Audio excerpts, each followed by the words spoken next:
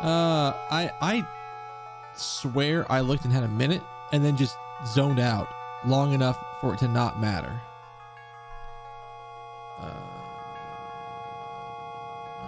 Hello, people. How's everybody doing tonight? 7th second here.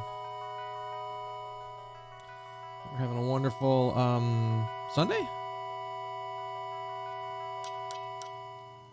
I guess weekend at this point, because I haven't seen you guys since Thursday.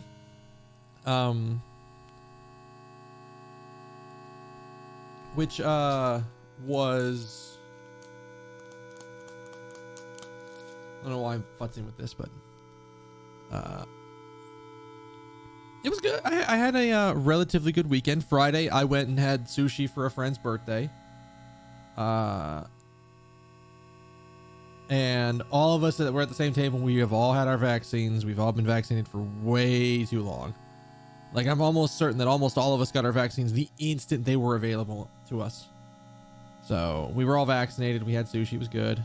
I made the mistake of ordering what I thought was a small roll and then a side dinner that turned into, it was actually a big ass roll, and the dinner was massive because I'm not used to going to like a Japanese place and getting small portion and getting big portions.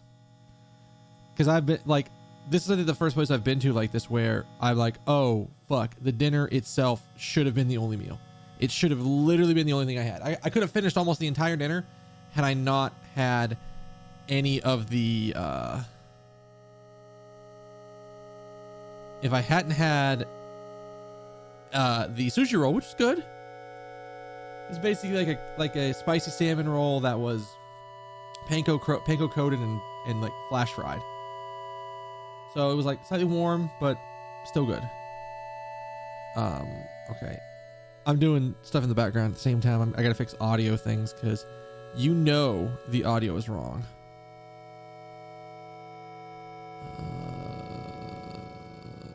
Sound settings, there we go. So, but that was good. We hung out for a bit, talked with these, and legit, this is the first time I have seen some of these people that were at the dinner with me since COVID in person. We have not seen each other in person basically at all. It isn't a bad thing. We're also going to sanity check to make sure the audio is right while I'm sitting here. Perfect. So it was good. And then like one of them lives not too far away, probably about 10 minutes down the road from the sushi place we were at. So we're like, you know what? We're just going to go chill at his place for a bit. We basically sat down and chat and just hung out. The only thing that sucked for me is that I had to have my laptop with me. And then at the dinner, because of the way my company does, wow, I didn't mean to hit that. Because the way my company does work notifications for support issues, I have to use Microsoft Teams, which sucks. It's not bad for certain things, but for getting notifications on Android, or I guess notifications on mobile in general, they require you to install this Intune portal thing, which maybe it's different than the last time I checked it, because I was talking to one of my friends at the dinner. Maybe it's different now. Maybe they've changed things. But the last time I checked it, the requirement to get Intune to work was that I had to give the company the ability to wipe my phone remotely as soon as I leave for any reason. It could be like I'm changing jobs, or they could get rid of me. Either way, they have to have they wanted the ability to remote wipe my phone, and I absolutely refuse.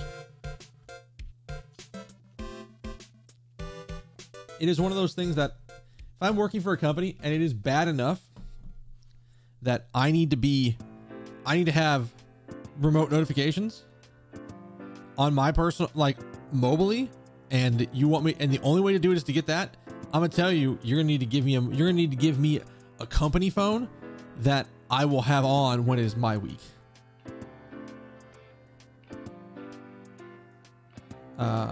Because otherwise I'm not giving the company permission to wipe my phone. So during the week when I'm off, or during the week when I'm on call, which yes, does include tomorrow. So that sucks.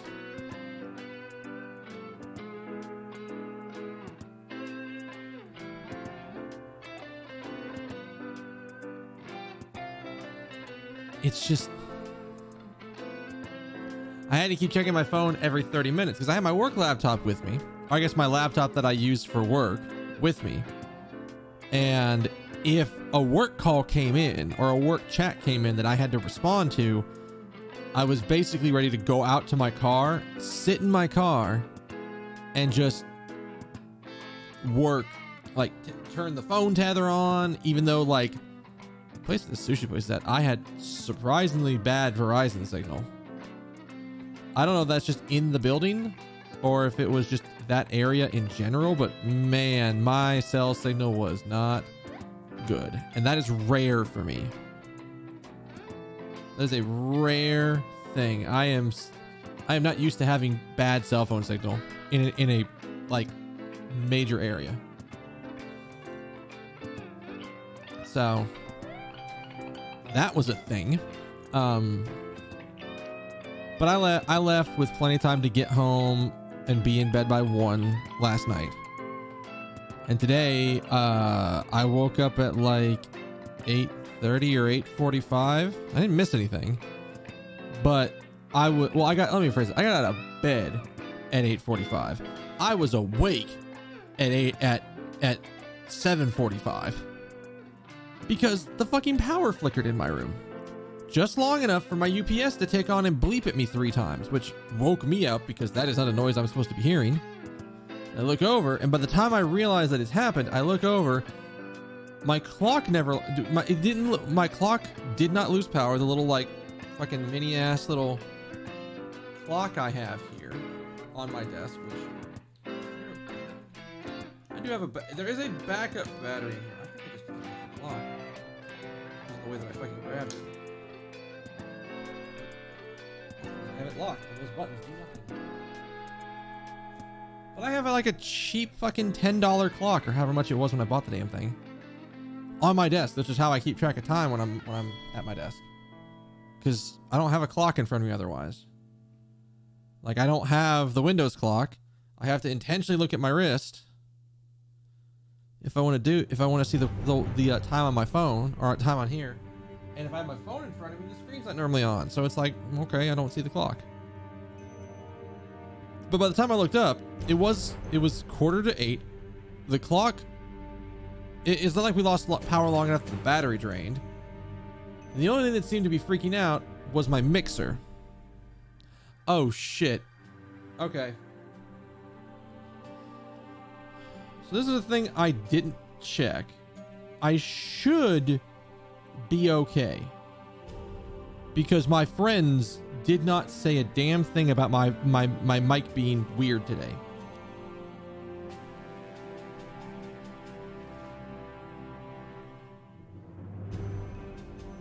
So let me listen. See if I can hear myself. Okay, I sound fine. That was the only thing I wanted to check. Was because I know in the past, when this thing has lost power and it come back on, it can get static in the line.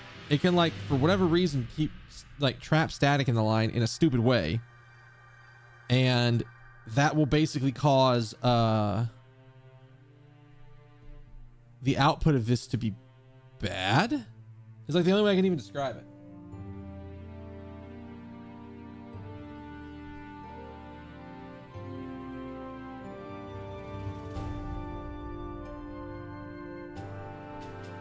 The output of the line goes bad, and then there's it just distorted.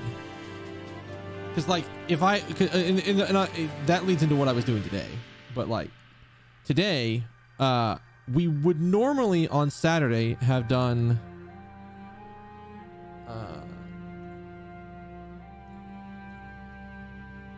we would normally on Saturday afternoon have done our Pathfinder session, but that didn't happen on Saturday. one of our players was basically out for unexpected reasons. He had some family stuff. So it's like, okay, I can't play today. And he was like, oh, I can play Sunday. So we decided to do that. So I'm sitting there on a call with one of our friends. He jumped on a call because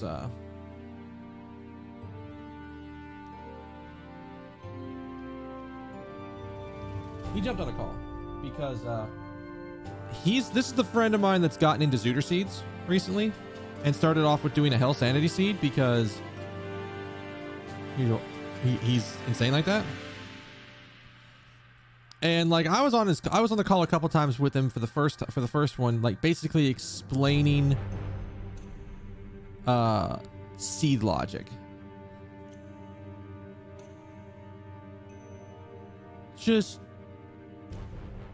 sometimes there were things you just wouldn't know that you can do or that the seed expects you to do.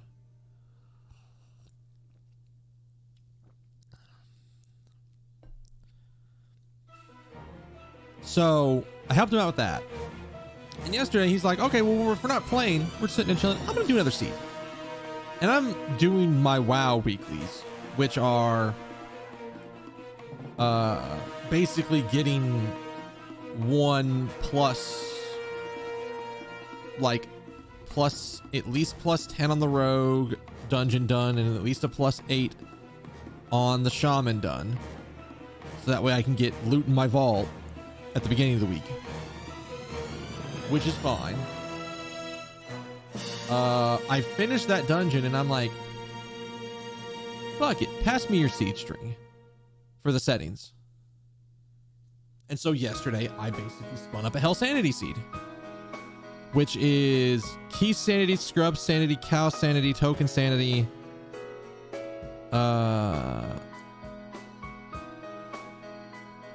and Song Sanity. So the Ocarina, like the Weird Egg, the sword was shuffled. Basically every like quest starter item that could be shuffled was shuffled.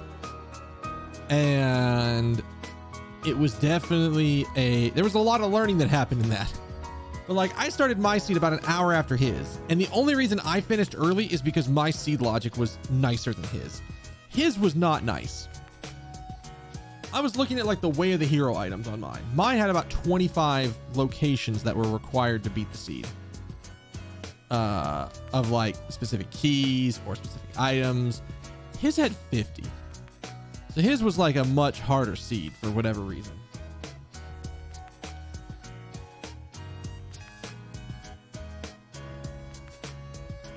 I'm drinking this whole thing during the intro.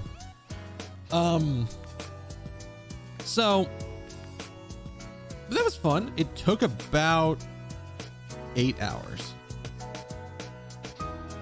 And I know it was about 8 hours because I sent him the settings string at about, or I sent him my spoiler log so he could look at it, see what kind of weird shit mine was gonna do.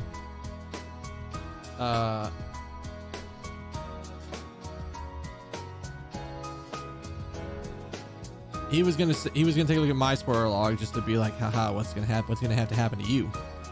And like, there were a few things that caught me off guard that I didn't know he had turned on. I didn't realize that he had it set that. I knew the magic beans were shuffled in, and that the bean salesman had an item for 60 rupees. I didn't know that Medigoron, the guy who sells you the giant's knife, the one that breaks. I didn't know that if you go to him, he has an item for 200 rupees, and that the bomb chew merchant in the desert has something for 200 rupees. I didn't know that. I think Medigoron had a strength for me, something like that.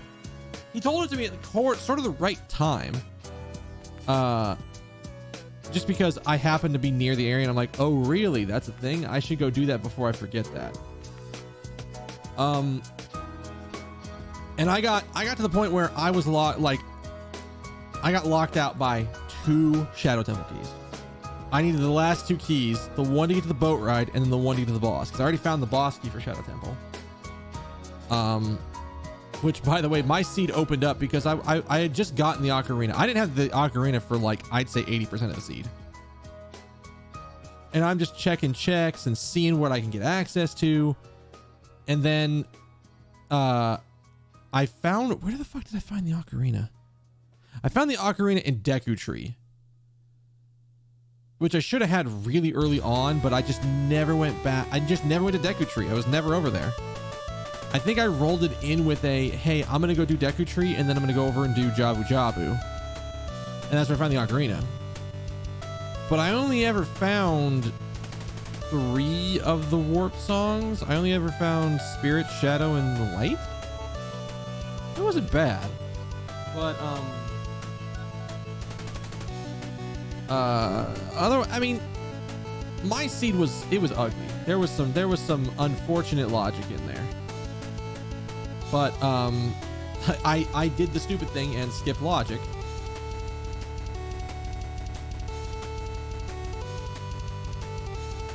Because the way I turned it on was, you needed to, I turned on most of the settings that you get for the weekly. Very simple things. Things like fewer tunic requirements. So like the Zora tunic is only required to do to get whatever's in the center pillar, like underwater chest. Which for me turned out to be in logic, because when I was like, okay, I have my 2 Shadow Temple keys, set for War's Wind, start looking, and I check everywhere. I full cleared Spirit when I didn't need to, because I was already out there. I'd already just recently checked all of Spirit, and it was also the easiest thing I could warp to full clear it. But that wasn't it. And then I'm like, well, shit, what next? Oh, I'm gonna go check water, because when I did water, it was literally go in and just beat Morpha and then come back later, because I didn't have I didn't have Zelda's Lullaby at the time, so I couldn't raise her lower the water, which meant I had access to with skulls, like 1, 2, 3, 4, 5, 6 check, 7, no, yes, 7, 8 checks. I had access to 8 checks without Zelda's Lullaby, because I had Iron Boots, but that's fine. But it was still very interesting do it that way. But like, so the here's the thing. After going back into the water temple for like the handful of checks that I needed Zelda's Lullaby to access. By the way, never found Song of Time, so I didn't have access to River Chest or Dragon Chest easily.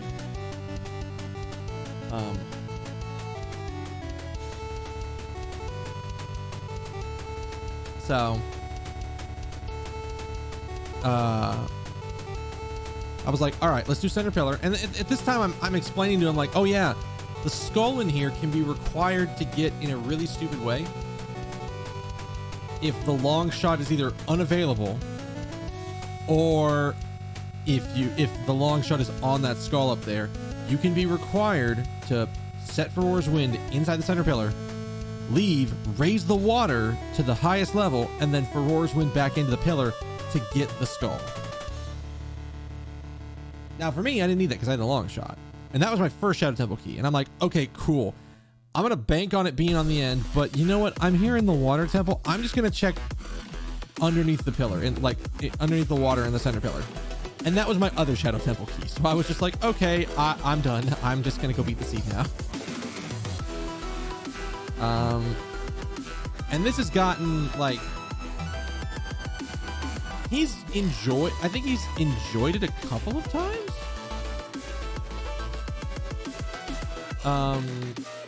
Like the 2 or 3 times he's done it, I think he's enjoyed it. I don't know if he's gonna be on to be like, yeah, I'm always up for a seed, but every once in a while I think he might be like, yeah, you know what, I feel like I'm gonna do a randomizer seed. So, which is good. Oh,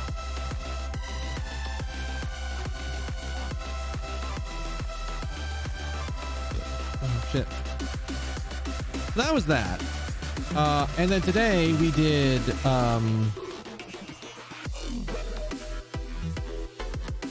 today I waited way too long to grab a shower. I basically had to grab a shower. I guess I could have grabbed one after our Pathfinder session for Tyrant's Grasp today, but like,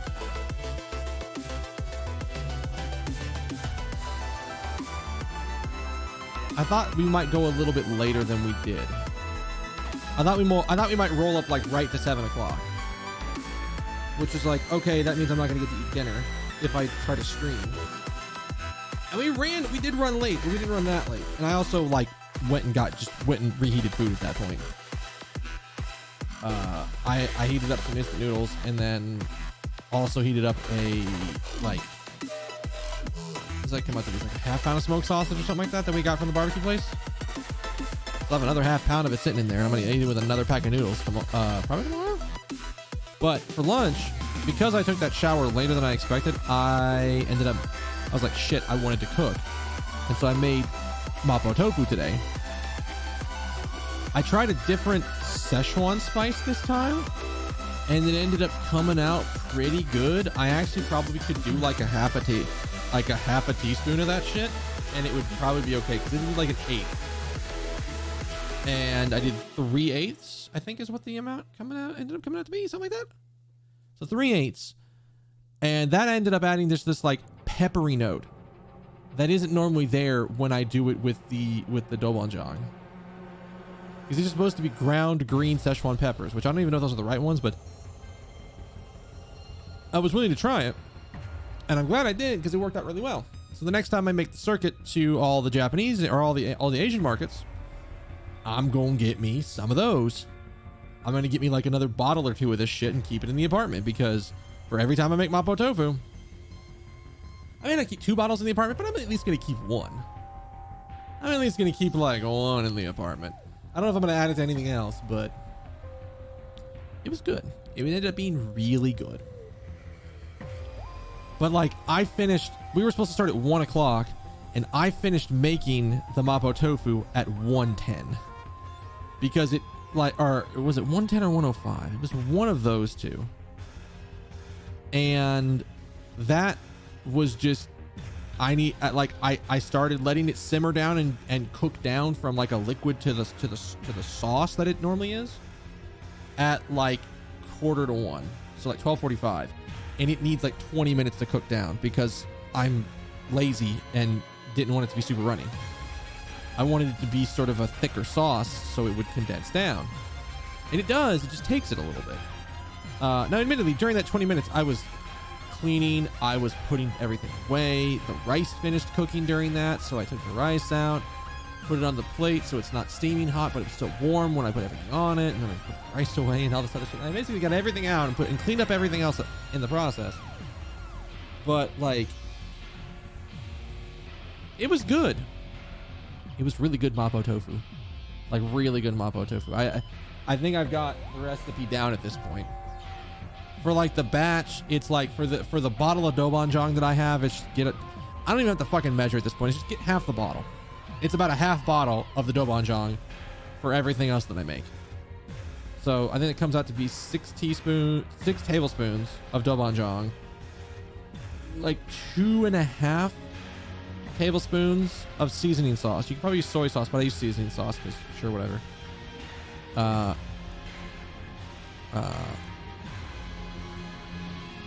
Where the fuck was I going with the next part?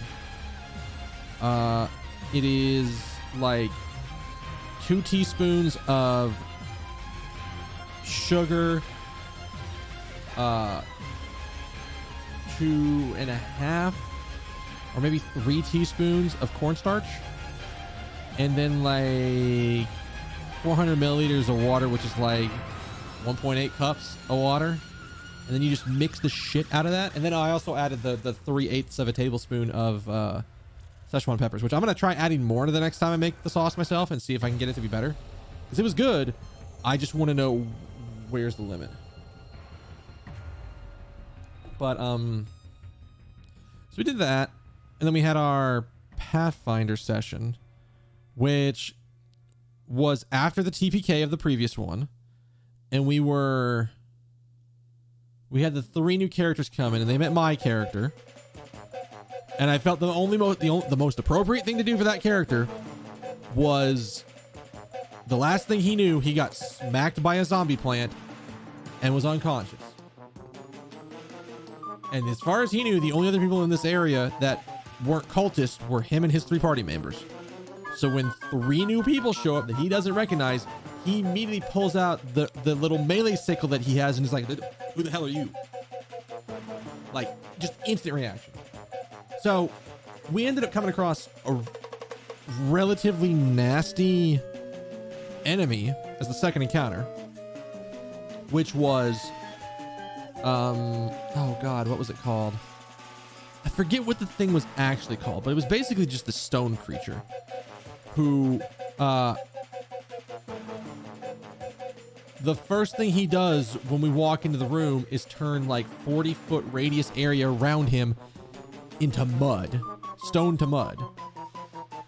And then he had any of his attacks, I think, had a will save or a fortitude save attached to them. Is either fortitude or a will, or it was a fortitude. It was either fortitude or will. And if you failed it, you got cursed, and the curse was just brutal. Which is at level 6 for us. Note, -4 to attack, -4 to AC, or it was -4 to attacks, skill checks, and saves. And then anytime an enemy would crit, instead of confirming the crit, it auto confirms until this curse is removed. It's a permanent curse. So it's like, oh god, 2 of the people in our party got hit by it. As a note, me, if I got hit by that cuts my attack roll bonus in half. So it's not good. And then like I opened up I ended up triggering a trap because I'm like, who the fuck is gonna trap these things? Didn't even need to check for it. Should have checked for it, to be honest. I have a good perception and I should have been checking for it, but it just compounded. So yeah, it's a bit of a rough time. And the thing is, nobody in our party can decurse. There is we just have 2 party members that are debuffed like that until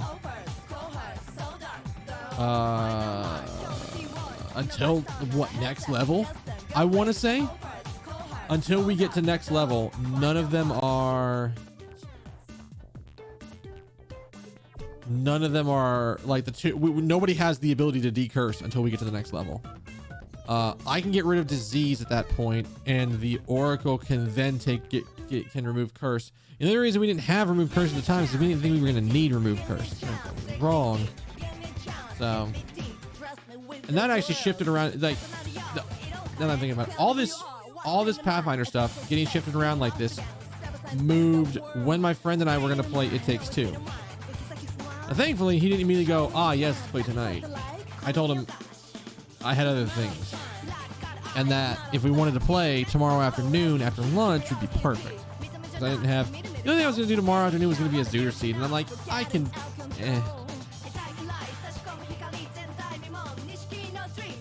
But yeah, I'm ready to jump in. I think I've rambled long enough. All right, so let us jump in.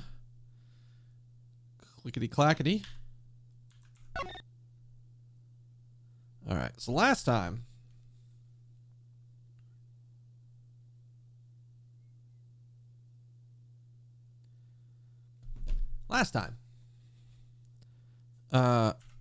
we literally got to the end. We got to the point where we were interrogating the what's his face? We were interrogating the former assassin who was in jail with his dog, thinking he may have done it. And we also found his dog was holding a pocket-sized metal chisel that had blood on it, and we are assuming that that is the blood of the victim on it. And so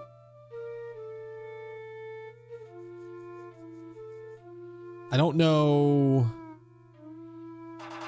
He claims he didn't did it. He didn't do it. He did not do it. I don't know. We don't really have a lot of evidence to prove it against him, but like legit at this point, there's like 3 or 4 different people in this case that could have done it. I have my suspicions about specific ones, but it still could have been him somehow and he's lying. It could have been our client. It still could have been our client, and then they're trying to pull like a fucking... They're trying to pull like the whole, yes, you're defending a guilty man, what will you do situation. Because Ace Attorney's had that come up a couple times. It could be the boxer and the monkey, or the bear, excuse me. Boxer and the bear could be it. It could be... I was gonna say somebody in the Berry Big Circus, but I don't think it could really be anybody else. It could have been the warden. I don't know what to think of her. I legit don't know what to think of her. I don't know if she's supposed to be a good guy, and we're just kind of presented to where she's a little weird, little eccentric. So I don't know what to think about there. And then so that's like 3 people at least.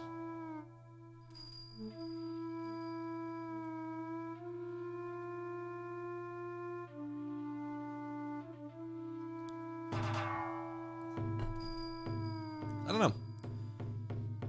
Right now, my money honestly is on what you call it? Is on the it's on the boxer and the bear. Because they had the same access. They could have done the thing. And it's also very possible that it was the bear on the security camera attacking the victim that we saw and not the dog.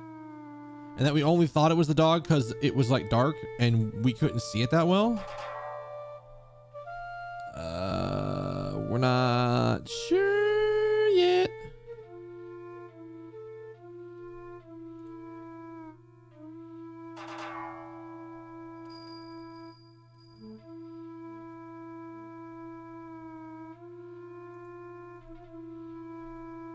So we'll see how it goes.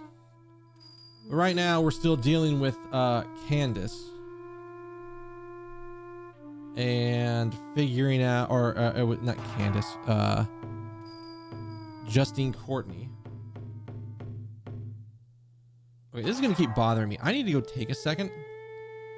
I don't know if I bit my nail here or if I like cut my nail in a weird spot, but there's like a spot where every time I drag it across my mouse pad, I'm feeling it catch slightly and it's just bugging the shit out of me. So I need like 30 seconds.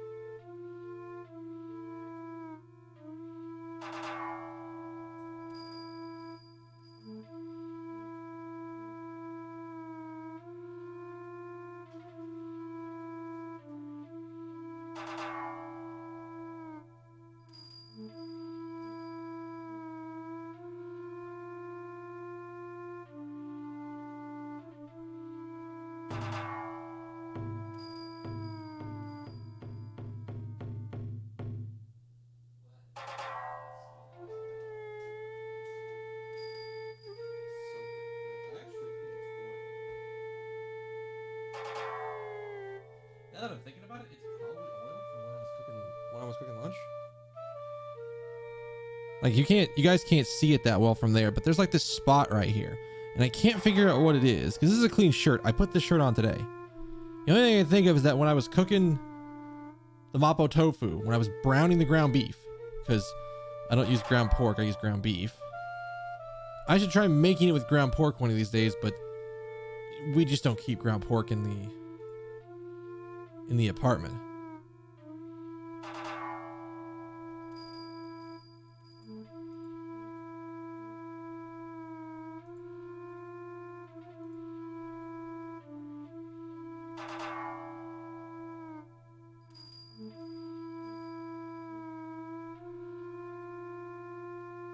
The only thing I can think of is that when I was doing other things and I let the oil sit in the pan and get a little hotter than I normally let it get for when I'm browning the ground beef. And maybe when I flipped it, like some of the oil splashed up here. Like I can't tell. Otherwise, I have no idea what it could be. So we are figuring this out.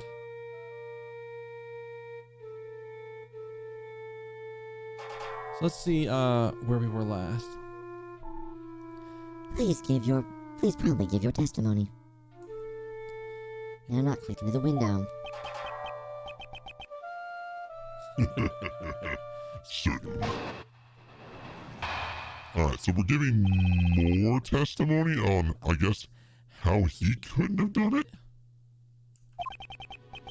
First of all, I would like to explain to you my motive. I do not know anyone by the name of Knightley. We share no connection. Oh, that's instant. So I wouldn't think some motive for murder would just appear out of nowhere. Or are you insinuating that my Anubis had a motive? He only bears his fangs at others on my command. I do not hunger for blood so much as to kill a man I do not even know. Coming from an assassin, this sure is persuasive. Assassin who only kills acquaintances. I doubt that would be profitable. I may kill strangers in my line of work, but I never make it personal. Is there some evidence that shows a connection between Dogen and Knightley? I should thoroughly review the evidence one more time. We have that evidence. We do.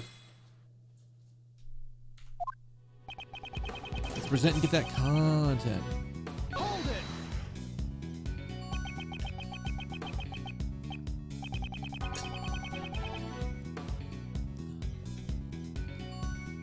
You cannot kill without a motive.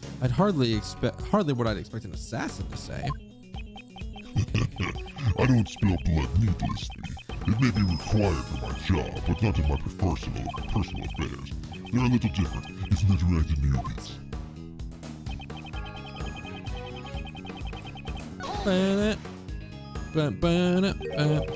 You didn't know Knightley? It's not like you to say something like that. You overestimate me considerably. Did you have such a hard time arresting me? Did you have such a hard time arresting me in the past? We've already looked into it. You're the prison supplier. Naturally, you would have known about the other prisoners. Hearing one thing and knowing 10 is just an ideal. It's true, I do hear things. However, that does not mean I know everything. I've never heard of anyone named Knightley. Hold it. You are an assassin. You do not require motive to kill. Hey Anubis, what do you think of this man? Is he an idiot? A fool? Or possibly even a genius? You can drop the act. Answer the question. But first, consider this. Who am I? Before your eyes, you see the man you arrested yourself. The assassin Sirhan Dogen.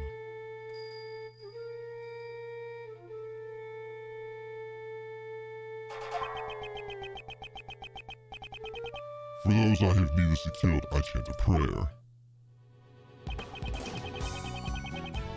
Hold it. The dog probably didn't have a motive, but it has been trained to kill.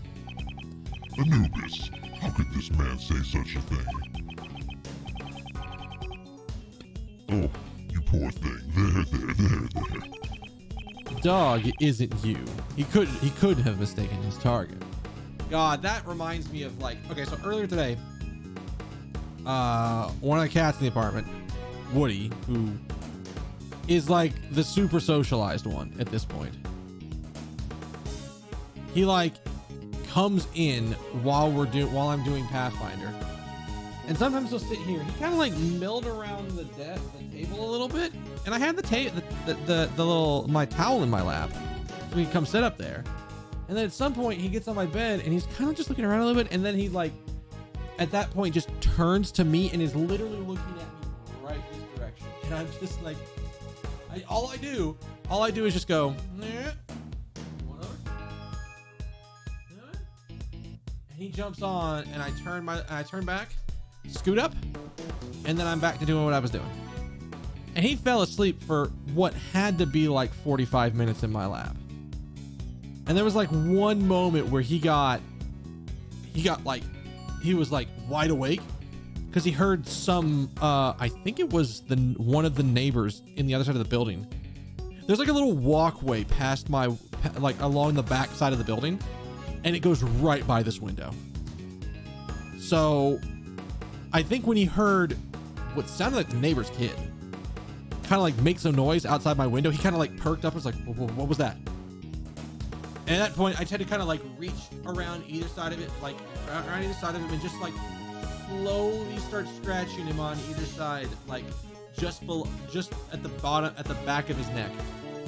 And he went from like, what's going? Oh God. Okay, that's good. Okay. And he was out. He just like, he said, whatever that was, I don't care. I'm going back to sleep. And he just kind of dozed off. So he was just extremely nice today. He didn't do anything crazy. He didn't like, we have got him trained in a way that I wouldn't think a cat would be trained like that. I've never met a cat who will look up and ask for permission before he jumps on top of your legs, before he jumps in your lap. Never would have caught that. That is not something I would have thought we would have done, but me and my roommate, who are like the two that really handle him the most, we've somehow taught him to do this. You don't pick him up. He's big enough to jump above it. He's big enough to jump on top of my lap with no issue. But we've got him asking for permission, and that is good. Anyways, the dog isn't mistaken. The dog isn't you. He could have mistaken his target. In that case, wouldn't police dogs be equally untrustworthy? If you still need to suspect Anubis, then you'll have to show me this evidence you're so fond of. I don't have that kind of evidence. Hold it! Then, perhaps you ordered him to kill Knightley. Aren't we impatient? Haven't you forgotten the first thing I said? I don't know anyone called Knightley. Although you still insist that there's no evidence. Don't you think so too, Anubis? Good boy, good boy. Did Dog kill him, or did Dogen? If Dogen didn't have the motive to kill him, he could have murdered Knightley. First, I should show proof of some connection between Dogen and Knightley.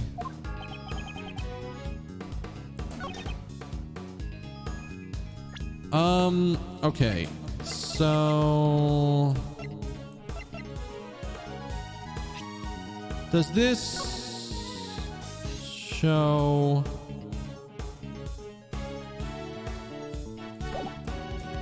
I think this is enough? Yeah, it's enough. Okay, cool. That's enough. You lost your touch, Sirhan Dogen. If you had your dog clean up after you, you should have disposed of this, too. This is a record of a correspondence chess game found in the victim's cell. This record and the chessboard in your cell both clearly depict the same game.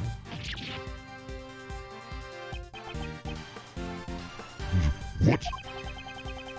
I've heard that the number of possible chess positions is around 10 to the 120th. 10 times 10? 120 times! 100? 1,000? Is that even a real number? Indeed. There's absolutely no way these two could have coincided by chance. Tell us your reason for killing Knightley, unless you intend to explain this as a coincidence.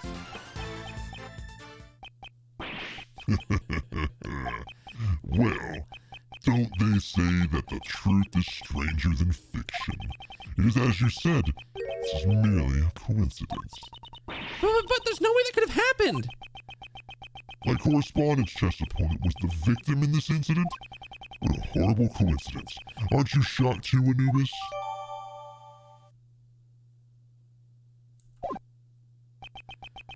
Looks like you'll have to tell him the truth, Anubis, my boy. The animal show, or something. That was when everyone left. Anubis brought the body to my cell.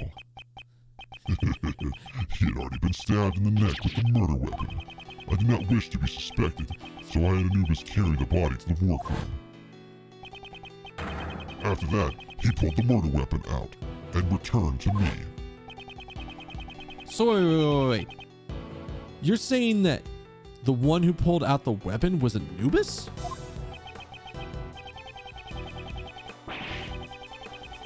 That's right. Or the one who pulled the weapon out, the way you pulled the weapon out was with Anubis? If I pulled the murder weapon, if I pulled out the murder weapon here, the blood would have been a bit of a problem.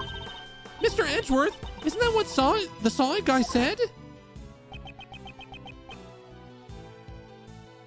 Large black dog was biting into the neck of the victim.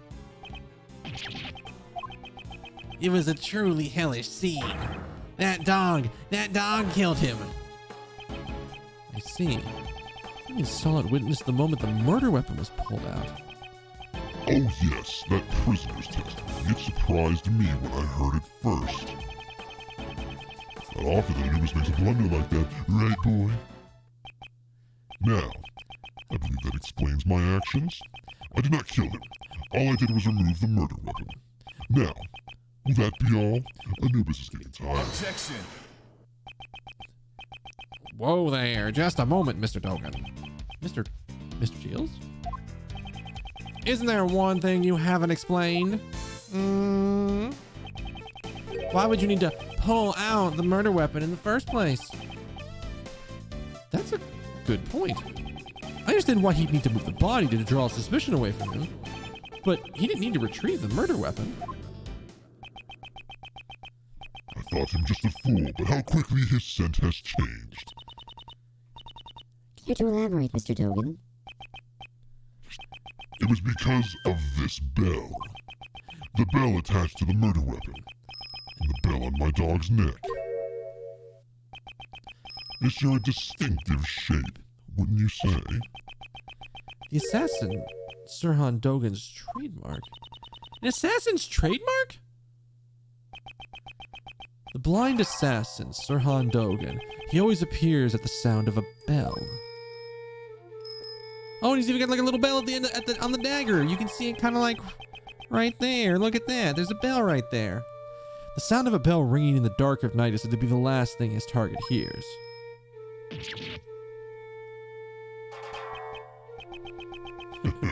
You remember well.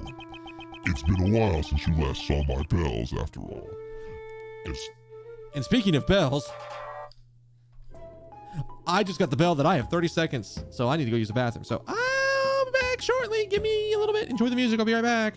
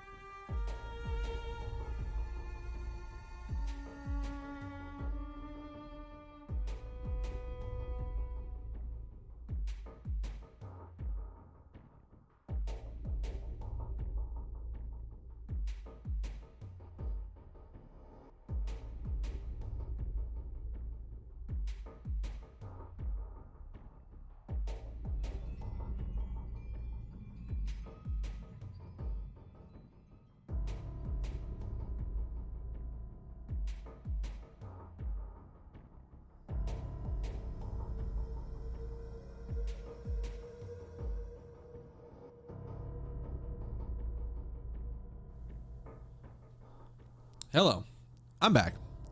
Thank you for sticking with me through that break. When your body rings that bell and tells you that you have,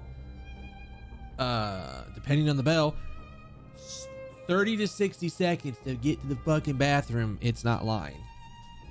I learned to trust my body when it comes to that. I can delay it a little bit, but not sitting down. Hell no, sitting down. The longest I have delayed it is going to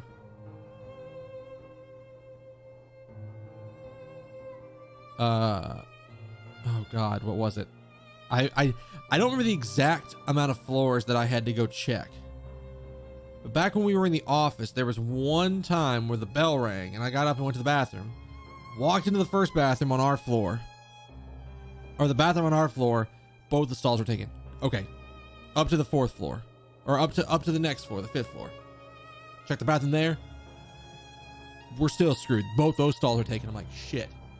Okay, there's like a single use bathroom. There's like a single stall bathroom with its own door out in the hallway. That's just neutral gendered bathroom. That's just there. Check that. Shit, door's locked. I think I tried the 3rd floor as well. Or wait, no, you couldn't get to the 3rd floor. It was I had to go all the way down to the 1st floor. And the bathrooms on the 1st floor is what did it for me. Which is like, I almost never have to do that, but that time was bad. Admittedly, if I was like, yes, I'm going to pick the exact bathrooms I'm going to go to every time when I was in the office, I was going to the bathrooms in the building across the parking lot. It was still part of the complex that we were in. You could still get it. And it was open to you. But they were the best. Because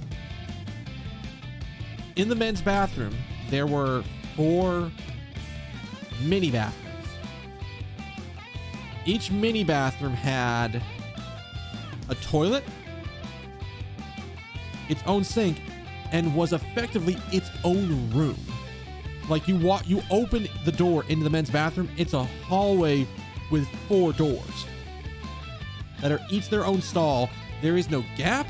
There's no nothing. You can't see into them. You can't do anything. They are extremely private. And the only reason I even know about these in the other building was because we've had meetings in the other building that the meeting room we would use is right next to those bathroom stalls. So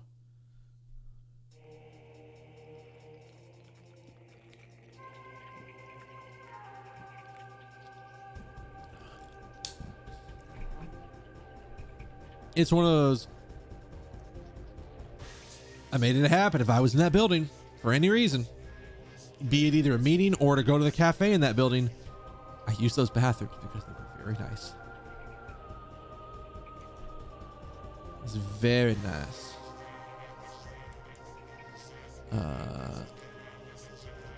Sure there's no emails. We are on break, and I was away from my computer for a moment.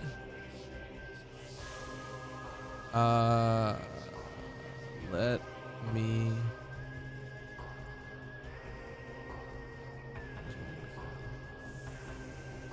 Work chat has had nothing. Team chat has had nothing. Which is good. That's what you want to see. I don't want to see anything show up in that team chat. I don't want to have to stop. I am on call, so if I get a ping, I gotta stop. And I'm hoping I don't have to. Oh, I should have mentioned this. I was fiddling with this earlier and didn't show what this thing was. I got a new watch for or a new band for my watch. And the reason I had to is it's not broken yet, but it's definitely going to get to the point where it's just going to fucking fly off my wrist. Because if you notice, you can see it definitely on the bottom. See how it's like basically coming off right there? And it's not doing the same thing on the other side? It's basically coming undone right there. So like, I mean, I can still wear it for the most part. But I know one of these days this motherfucker's coming off. And that is why I bought basically the same band in black that I currently use. Same clasp and everything. And I know it's the same one because it has the like, it's, I don't even, can you even see this on here? I can't tell if you can see this on here or not.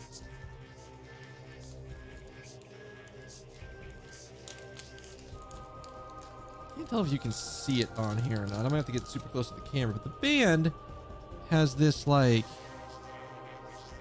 see that kind of pattern on it? Sort of like that, like, I would almost call it like weird sort of crossover pattern, crossing pattern thing. The band that I currently have on it has that exact one, except it's in gray. So I got the XL. I probably didn't need to get the XL, but it did. And then a little bit later, I don't know when the band on this is gonna fully break, but when it does, I have the replacement. Ooh. Anyways, let's jump back in because we were doing it. Oh, duh. When I prosecuted you in court, I confiscated a knife with a bell attached to it. Yes, my bells. There are only 2 of them in the world. On the toe? They're custom made, attached to my knife and Anubis's collar. Even though I can only rely on my ears, I can easily identify them. Alas, one has been confiscated and is not in my possession. Wait, did somebody attach a Bell to this? Did somebody attach a bell to the chisel to try to frame Dogen?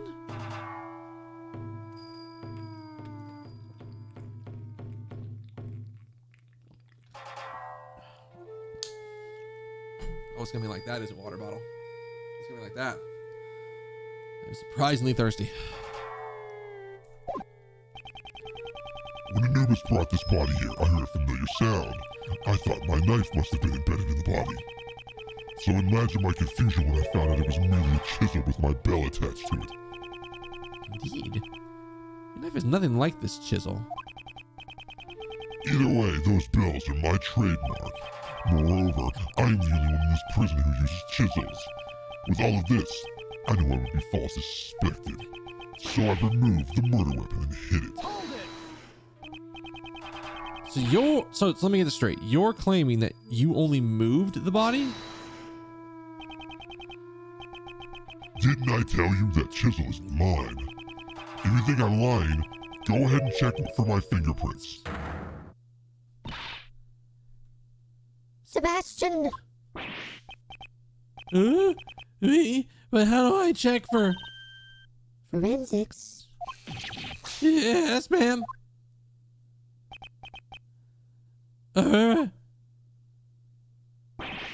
Reaction. We have fingerprints. They're Knightley's, Justine. What about Dogen's? Nope, just Knightley's. And there's no evidence of prints being wiped either.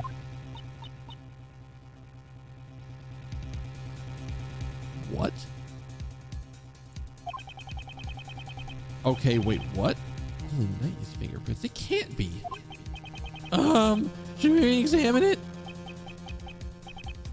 See now, I never even touched that chisel. Because I ordered Anubis to carry it in his mouth. In other words, the fingerprints belong to the chisel's original owner. Oh. The murder weapon's owner was the victim? This is perplexing. At any rate, I did not touch the murder weapon. In other words, the killer could not have been me. Isn't that right? Oh, I have nothing to refute that. How could this... Is he really not the killer? Could Dogen's testimony actually be true? This can't be. It seems this is not sufficient enough to warrant any further explanation. As it stands, you have not changed the state of this case. Fuck off, bitch. I changed a bunch of states in this case. I believe this is more than enough reason for us to relieve you of your badge. I love, like, this is legit starting to feel like a conspiracy against Edgeworth because he spotted something that he shouldn't have spotted and doesn't know he spotted it yet. That's what it's starting to feel like.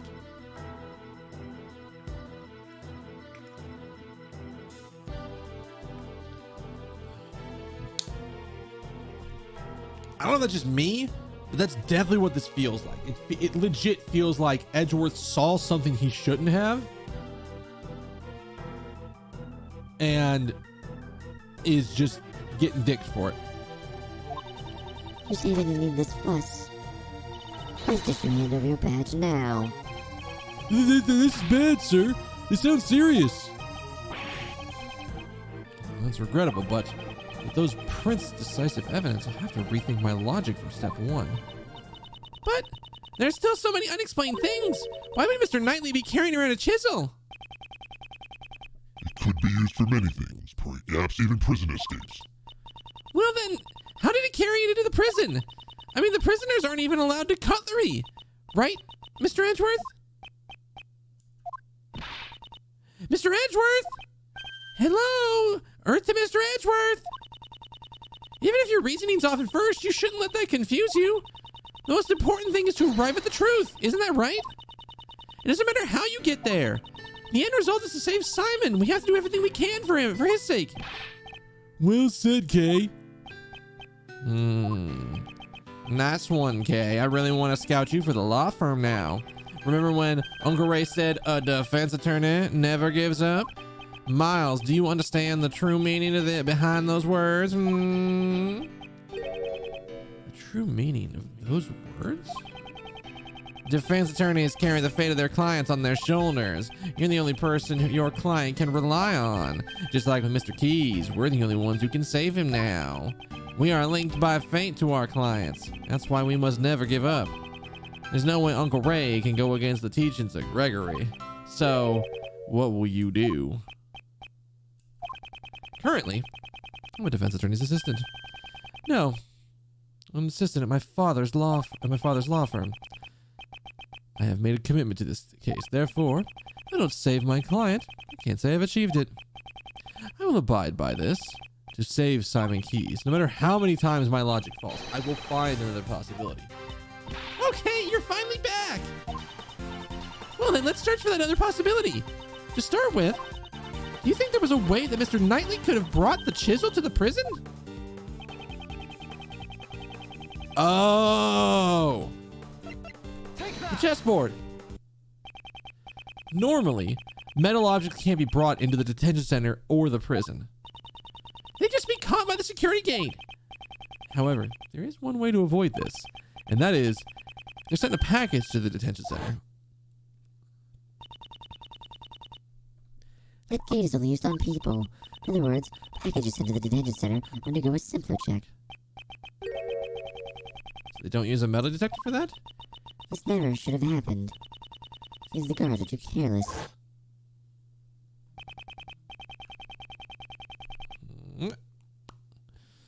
Knowing this, Knightley asked Simon to send him a package, namely a chessboard containing the chisel.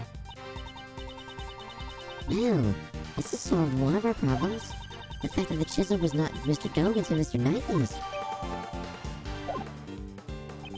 Given this, one major issue remains. Security cameras show a dog attacking the victim. As long as that exists, I will maintain that Dogan is the killer. But Dogan never touched the murder weapon. I'm stumped. We also desire a conclusion to this matter. Mr. Edgeworth, we can use one of my secret weapons, sir. Secret weapon number 4, the video analyzing machine, Mr. Analysis. What's with this ridiculous name? And where did you get this? I named it myself, sir. This will let us analyze the video footage in detail. Go ahead. You'll soon see I'm not lying. I don't know what's gonna come of this, but all we can do now is investigate. Mr. Edgeworth, do you know how to use Mr. Analysis? Video analyzing machine. Should I hear how to use it? Sure. Detective Gumshoe, could you show me how to use this thing? Of course, sir. Fundamentally, it's the same as investigating a crime scene. You just examine anything that piques your curiosity. Now, I'd like you to look at the buttons below the monitor. The left and right buttons will rewind and fast forward respectively, and the center button allows you to pause the video. Let's make good use of of it to advance our investigation, sir.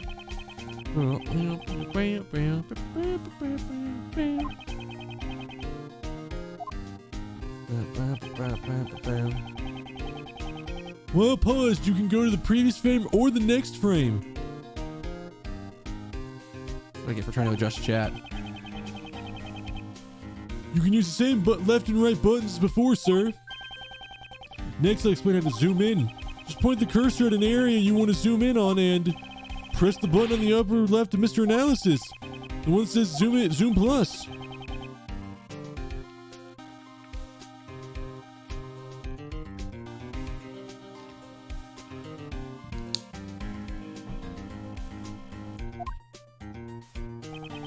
After you've zoomed in, you can examine it just like you would the original image. God, I'm gonna power through my water.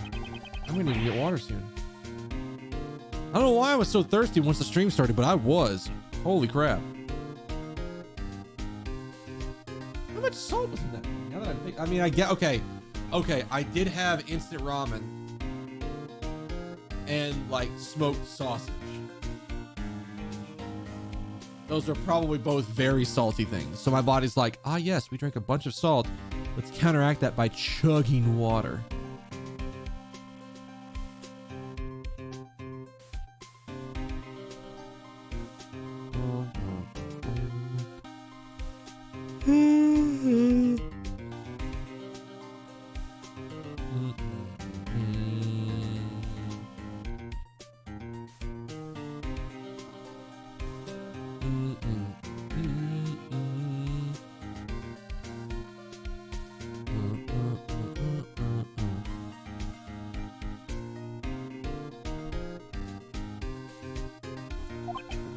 But you can't actually play back the video in this mode, so keep that in mind.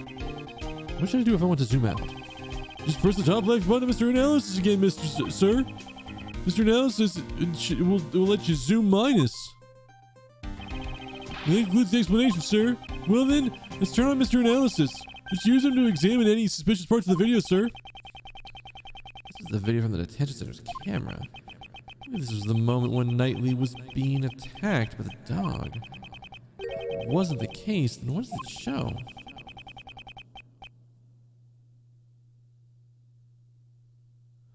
Oh. I can think of a spot where a stab wound could have been in plain sight and no one would have known because nobody was making the monkey move, or the bear move, excuse me. What is the true form of the black silhouette attacking the person? I should check the video and try to find the answers to these two questions. There could be unexpected things in unexpected places, so be sure to check every nook and cranny of the video, sir. Part of the video is strange.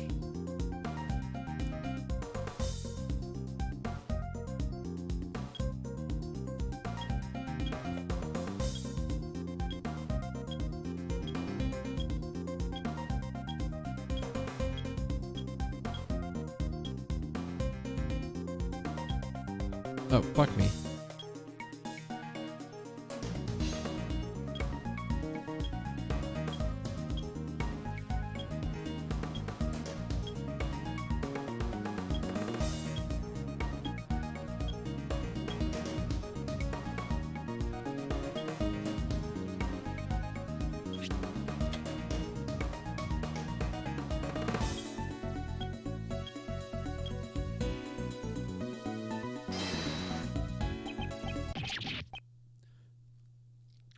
This is...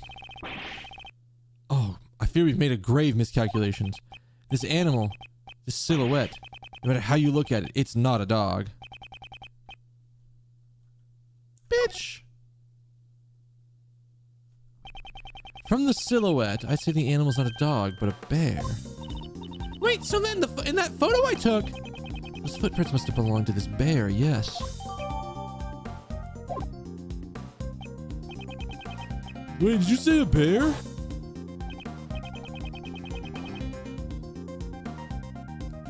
Yeah. This motherfucker had the stab wound on his hand the entire fucking time, and we wouldn't have noticed it because it just looks like he's wrapping up his fist to box. Man is the first to come to mind. Now that we know this black silhouette isn't a dog but a bear, there's a good possibility that the man being attacked is not Nightly. Whoa, that's not...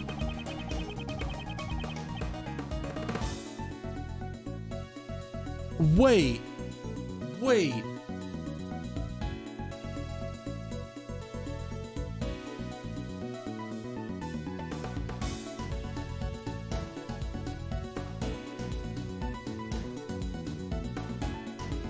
Wait, what? Edgeworth?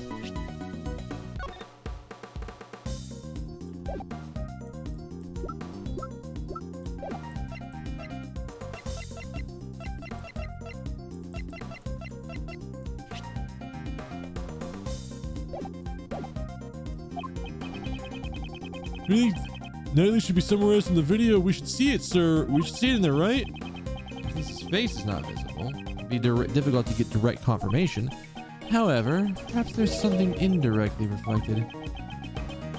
Something reflected? Hey, is there a mirror in the cell, sir? Indeed there is. This could be worth examining.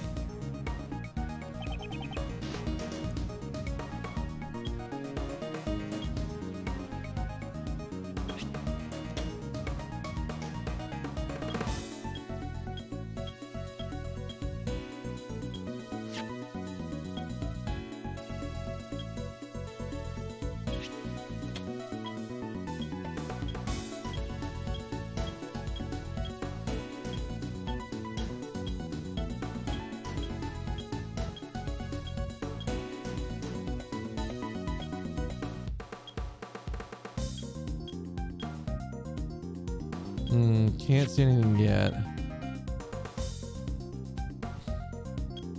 Oh, that's probably got one.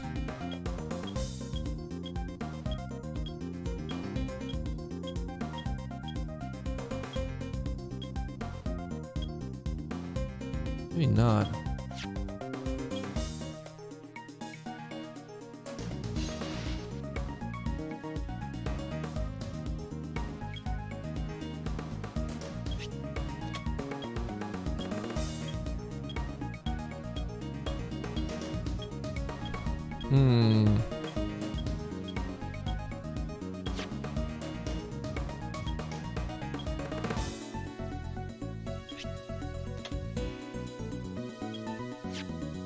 It needs to be further away.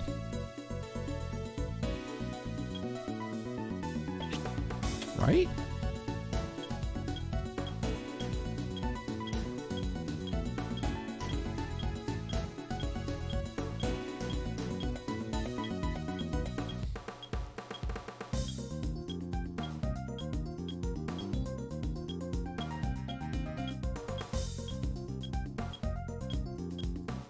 Is it just the fact that he's wearing the hat?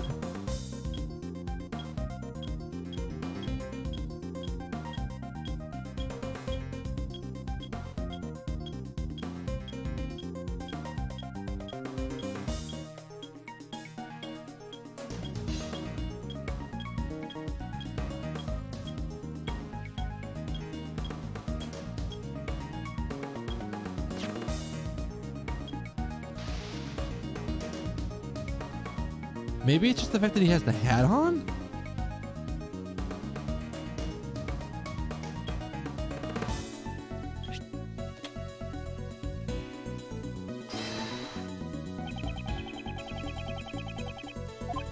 Isn't that a cap on his head? It actually looks kind of like the caps the prison guards wear, sir. You don't think this was a guard who was attacked? Have you received a report of any guards being attacked by animals? No, I mean, not that I've heard of, sir. And then it was someone else wearing a guard's uniform. Let's see. I have evidence that shows what this cap is. It is... What, don't we have a report from...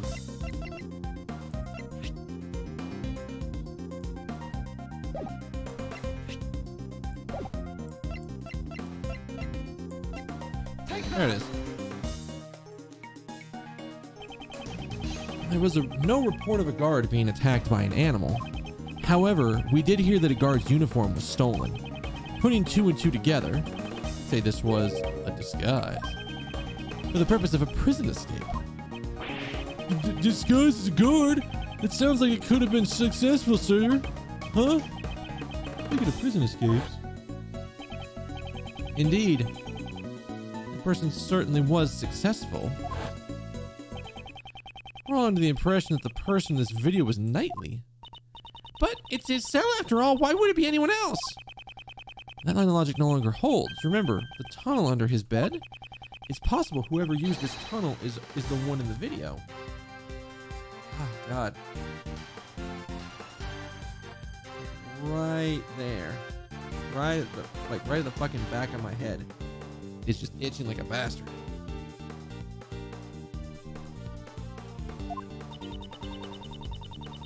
It seems it is time to answer that question. Just who is the person in this video?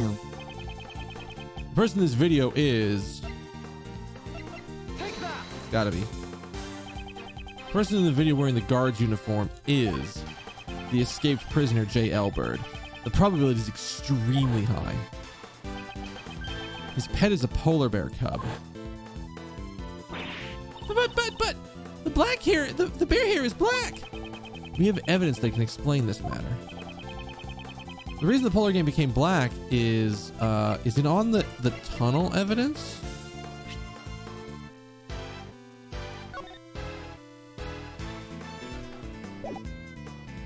Take that! That is what turned the polar bear black? Uncle Ray can't understand why they would turn it black. Really? Oi! Who was that? DBZ the Raisin. Come on in.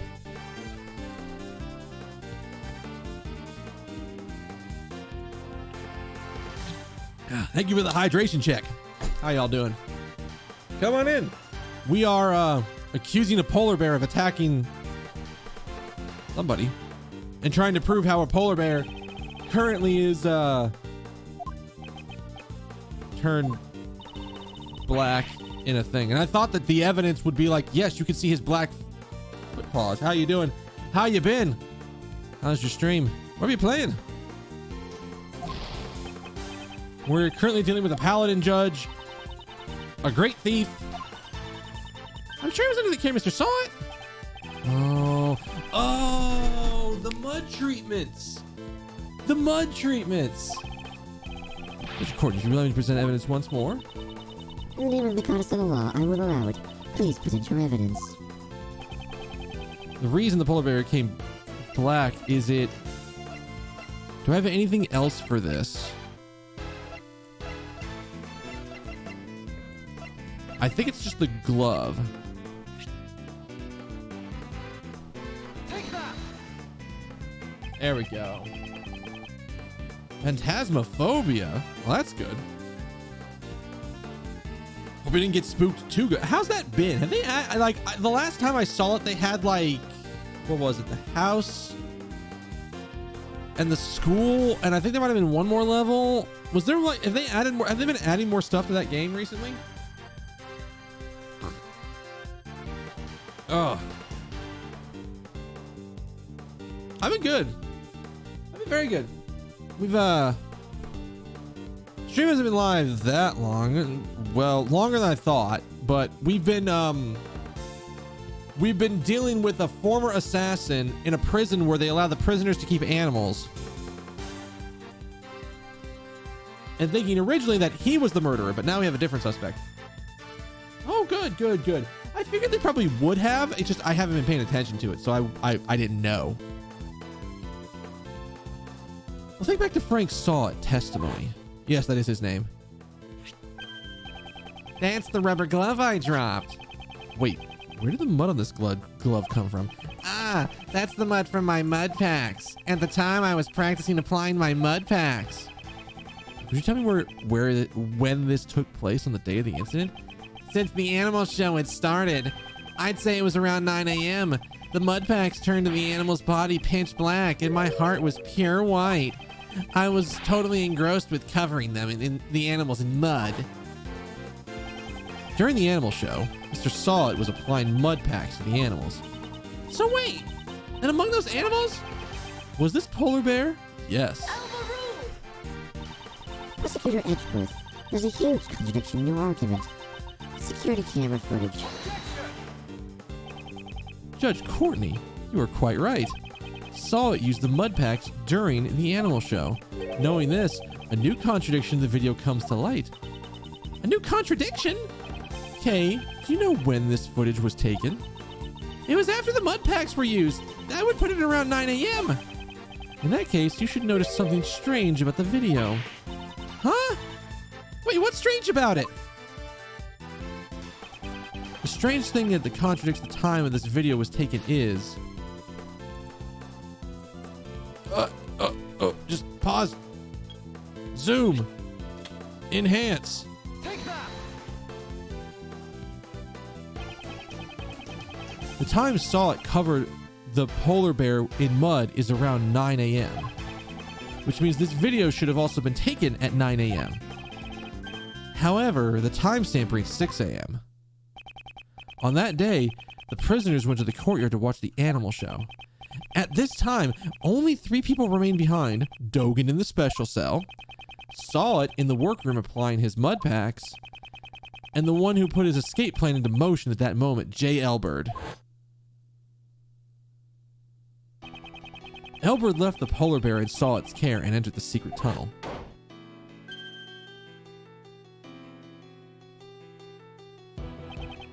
However, the bear escaped from Sawit and followed after its owner.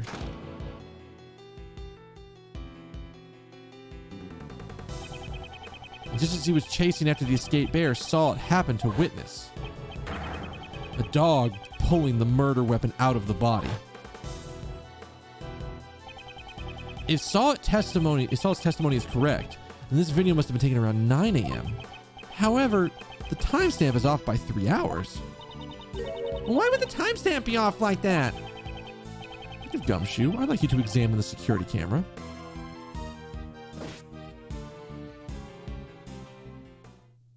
I don't know what the fuck's about to happen here. Sorry to keep you waiting, sir. I asked all the guards and... well... it seems the camera's power was cut off for a moment, throwing off the timestamp. What? The camera's an old model, so if it loses power, the clock stops as well. In that case, this means the camera's power was cut for 3 hours. While I'm at it, I've got some more information for you, sir. You hear that Knightley denied stealing the key, right? Seems nobody would believe him. Nobody would believe the words of a criminal, but... Knightley testified I was knocked out too. That may not necessarily be a lie. My. Oh, wait, this is, shit, this is... different person. My, there you all are. The warden. Making progress in your investigation. Can I be of any help? Actually, Warden Roland, there is something we must report to you. The escaped prisoner, J. Elbird, is most likely still inside the prison. Wait, he is? He's disguised himself. Here's the proof. The person visible in the security footage is Elbird. So perhaps he's still in this very building. In fact, he might be right next to you.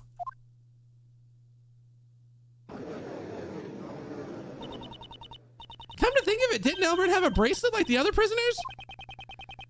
The bracelet would have been concealed in the uniform sleeves. Moreover, the prison's main gate doesn't have a sensor to detect bracelets. All he would have to do is avoid any doors with sensors inside the prison. That's right. So if he didn't enter any of the cells with workrooms, could one of you guys be J. Elbird? Rocky! Look who it is. Look who's here. What did I use? I guess we'll use this one for it because I don't remember exactly what I used for his. Something like this. Stop it. Stop it. What are you doing? Oh, but it seemed that Rocky has answered the question for us. No. Rocky, this is all your fault. The little guy loves you so much. It's enviable. Right there. Right then. Seize him at once. Wait. There's something we must hear from this prisoner. It's necessary for her to find the truth. I'd like permission to interrogate him. Understood. What do you want from me? Albert's escape route is linked to Knightley's cell, so it's highly likely he knows something about about this murder. I'd like to ask you about the day the body was found.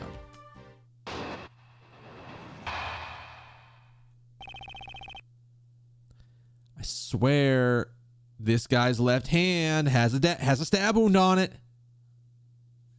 I swear.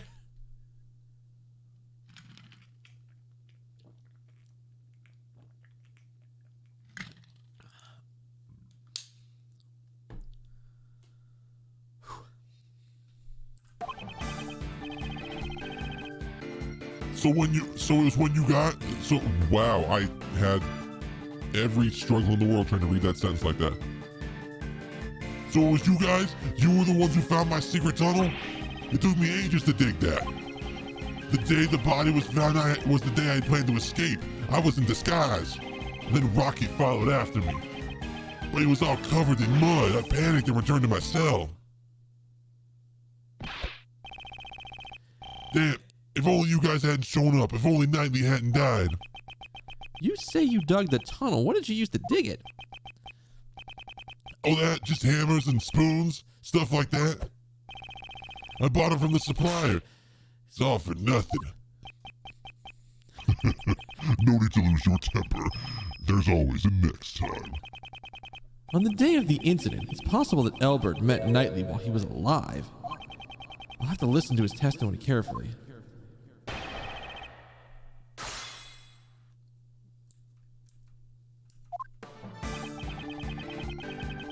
Alright, let's see what we can get out of him. You! Shut up. What's with the hold it, punk? You say that you What's it to you? You know how long it took me to dig that? I had to beg the supplier for those tools. Day after day, I slaved away. Give me back my hard work. Give it back, you son of a... Can't get a word in edgewise. You can't just go around discovering other people's holes. You know that?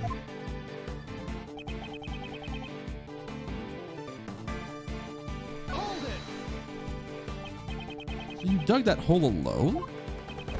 You damn right I did. Could a tunnel like that really be dug by one person? Wow! Such a wasted effort! Kid like you wouldn't understand.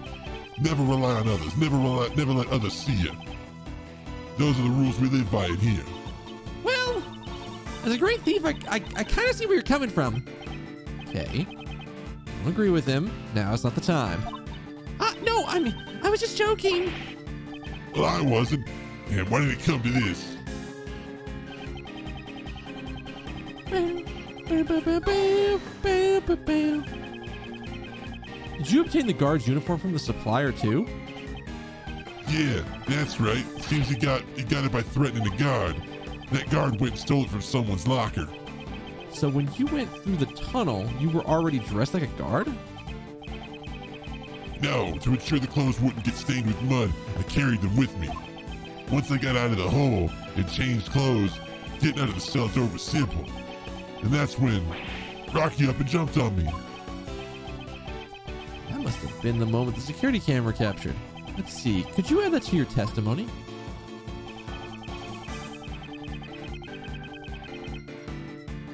Oh. Hold it! See what we can get from him. With this new piece of testimony. Getting into the cell door was simple, you say? Yeah, compared to going through the tunnel, it was very simple. You inhabit a prison, yet you seem to know the layout of its detention center quite well. Wait, what's so wrong about that? Sure, I've been to the detention center too. In that case, you should have known about it from the start. When Knightley was in his cell, the door would have been locked. Which means there was one piece of evidence Albert needed to escape. Hold it. When did you first realize he was following you?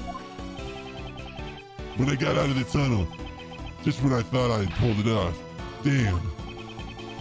You didn't notice anything when you entered the tunnel? He wasn't there at the time. I knew he would follow me if he was around. This is my chance, I thought. Just my luck. Damn. Such harsh words. Poor Rocky. I can't help it. Today was his fault too. Just like yesterday, always clinging to me.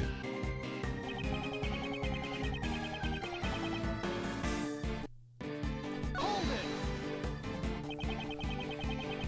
You didn't consider just making a run for it? I would have if I could have, but the mud would have given me away. And it's not like I get another chance like this. So I had to proceed with caution. In the end, he was exposed by his own bear. It's possible that Elbert met Knightley before he died. You should listen to his testimony carefully and review the evidence.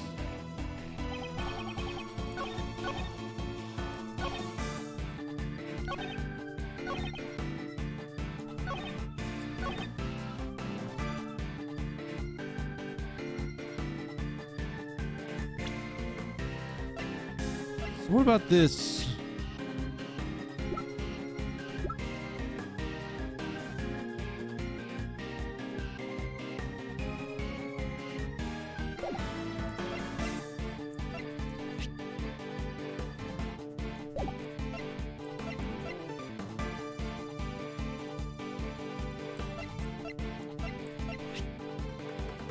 Objection. Oh, that was the wrong button. Oh, I didn't want to hit that button.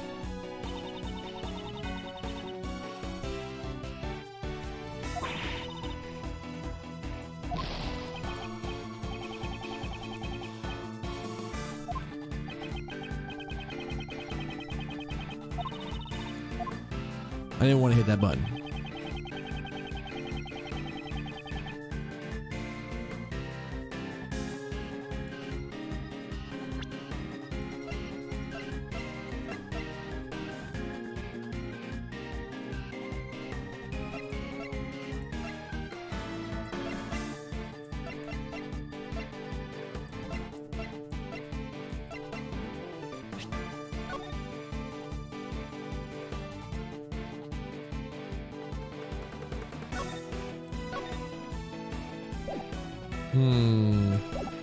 I don't think it's the floor plans.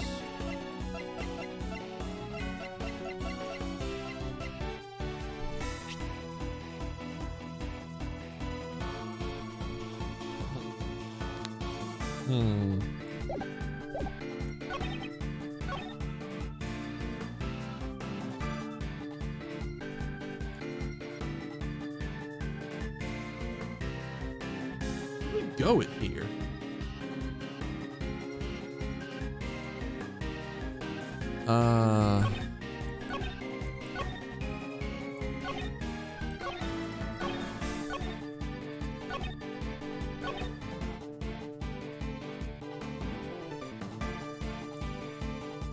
Is there something specific with this?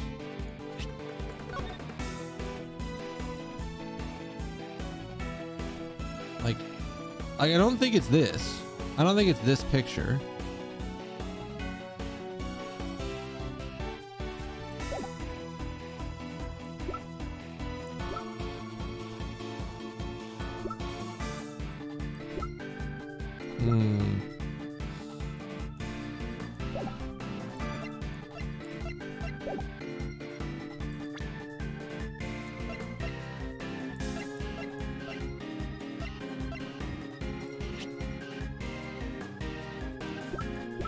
We know why they didn't find the murder weapon.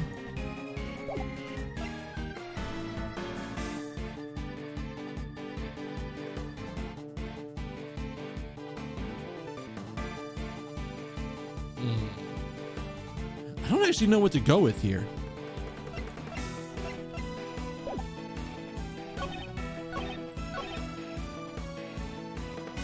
Can you read this again?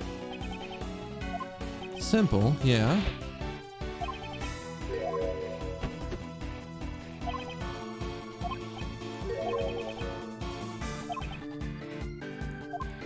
Oh, okay, so in this case, we're just going with the keys?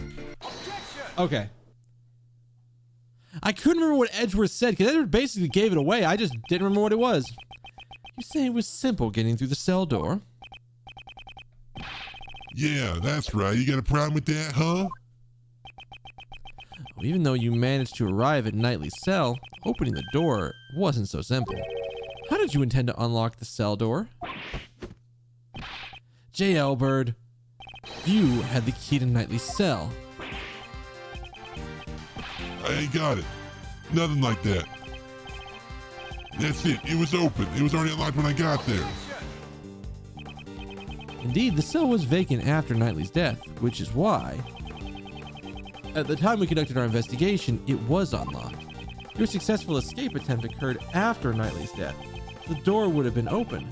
However, you had tried to escape once before then. The plan was foiled thanks to Rocky. The video shows it. Yes, that was during the animal show, before Knightley's death was known. And the cell door was locked. Because nobody knew he was dead at that point. Without the key to Knightley's cell, your escape would have been impossible. That means it can't be. Exactly what you think. In the case of the stolen key, the culprit is J.L. Bird. You were the one who attacked the guard, weren't you? The guard and Knightley too, in order to steal the cell key. It wasn't me. I don't know any Knightley. After stealing the key, you returned to your cell as a precautionary measure. Then you waited for a time when the prison would be mostly vacant. It was just before Knightley's death became known. In other words, during the animal show. But in the end, the plan was foiled thanks to Rocky. Don't screw with me. If you don't have the evidence, I'll still win by decision. Besides, he was that Knightley guy who attacked the guard, right? I don't think so. Regarding the theft of the keys, Knightley was the victim. This proves that Knightley was the victim who was attacked in his cell. The bloodstain? Take that. Yeah, give him that finger waggle. In Knightley's cell, there was traces of his blood, which had been wiped away. I believe this is more than enough proof that Knightley was attacked in his cell. You attacked those two people and stole the key, didn't you? Ooh, that's a good one. Damn. Never thought you'd find the bloodstain I wiped away with the newspaper. Why would you go through all the trouble of wiping away the bloodstain? On the hands of Knightley and the guard, there were obvious signs of a scuffle, you know. If the bloodstains were uncovered, they'd find out there was another attacker. And if anyone looked around the bend, the tunnel I just dug would be discovered. You were trying to buy more time for your escape attempt? I'm afraid to say your plan still ended in failure. Now then, hand over the key to Knightley's cell.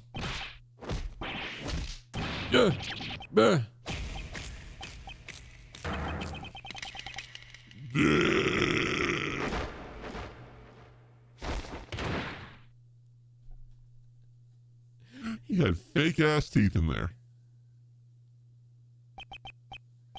No way. How could an amateur like you knock me out?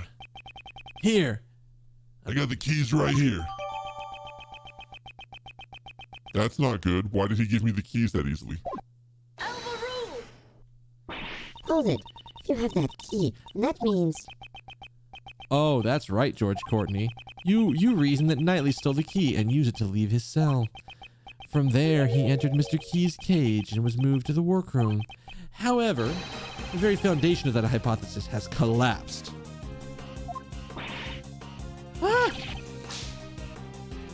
How? I see. In this case, there was only one person who could have moved nightly. The criminal must have been someone who knew about the secret tunnel. Hey, are you suggesting? J. Albert, you're under arrest, pal. Again. Inside the prison. I'm gonna do it again. I'm gonna do it right now. Wait, I didn't do nothing. Sure, I knocked out those two guys, and then I stole the keys. After that, I waited for the perfect time to enter that guy's cell, but the cell was empty then. There was no dead body either.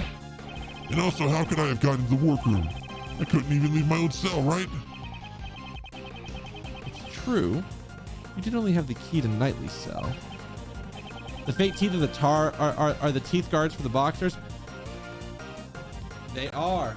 I haven't had to think about those in a long time because I haven't really watched like boxing or like MMA fighting in a while.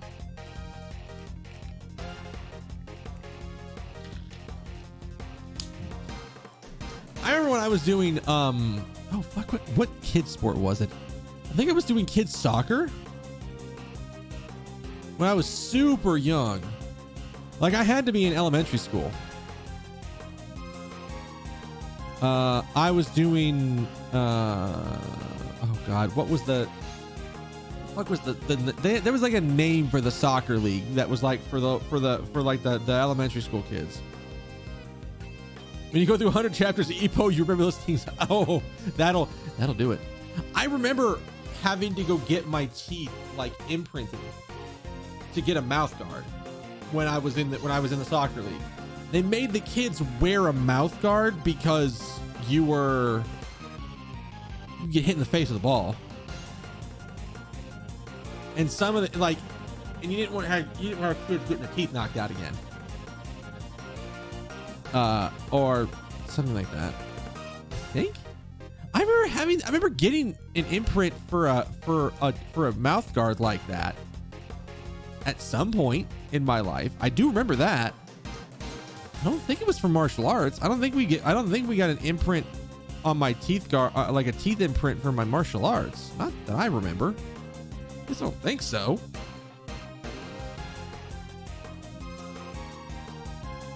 Maybe. It's also Dogen's dog. What? It'd be possible for the dog to carry the body from the cell to the workroom.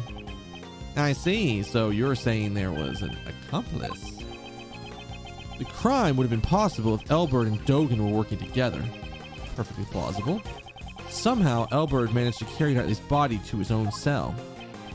And then the dog must have carried it to the workroom. Yes, because all the animals can move freely in the prison. But that's not the case for the path between the detention center and the prison. The only one who could use that route was you, J. Elbert. What if there was another route you didn't know about? Oh, well, there couldn't have been. The tunnel's a straight path, is it not? Yeah, seems like it. I didn't have enough time to dig any more than I did. I only dug halfway up the corridor. Wait. What? You mean you didn't dig the entire tunnel? When I got to that cell, the tunnel was already there.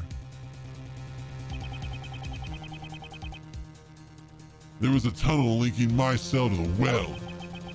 Looking down the well from the courtyard, there's no mistaking it. They've always been connected. I just continued the tunnel with my digging.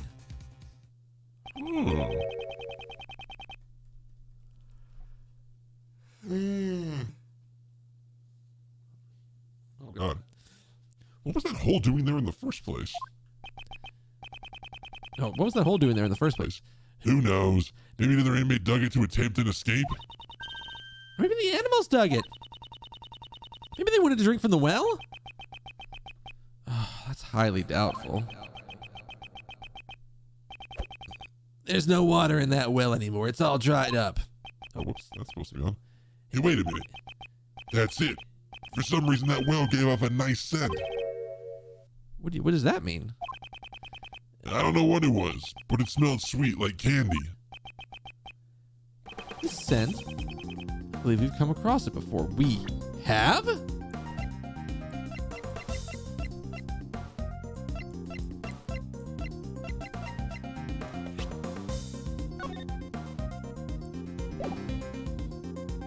Also, I hate my sinuses right now.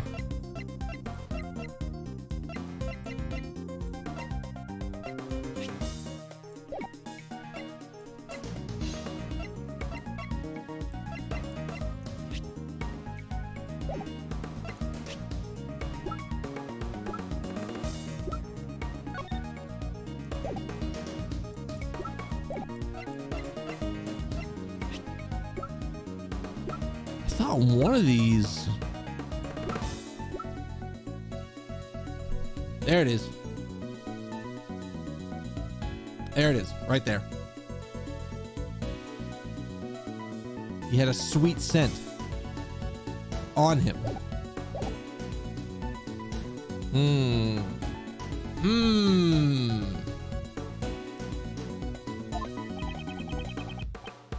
Oh. Take that! We were about to go look this up anyways. Knightley's body was giving off a sweet candy-like scent. We used a police dog to track that scent. And that led us to discover the tunnel. By any chance, could this be the same scent as the well? Mosquito Edgeworth, I know what you're trying to say. The scent proves the body was carried down through the tunnel. Oh, exactly. And, J. Elbird, you're the only one who could have used the tunnel. Thank you, Mr. Albert. I'm very grateful to you. At last the truth has come to light. Mr. Albert, wouldn't it be wise to confess now? To being an accomplice, I mean? Wait, don't tell me even you suspect me too. Judge Courtney, it seems you and I have come to the same conclusion. Oh, not at all. Our thoughts on this matter are still quite different. Mr. Albert was certainly an accomplice, but an accomplice to Horace Knightley. Hold it! What does... So what? Mr. Albert did not move the body. He simply lent the victim his keys. What?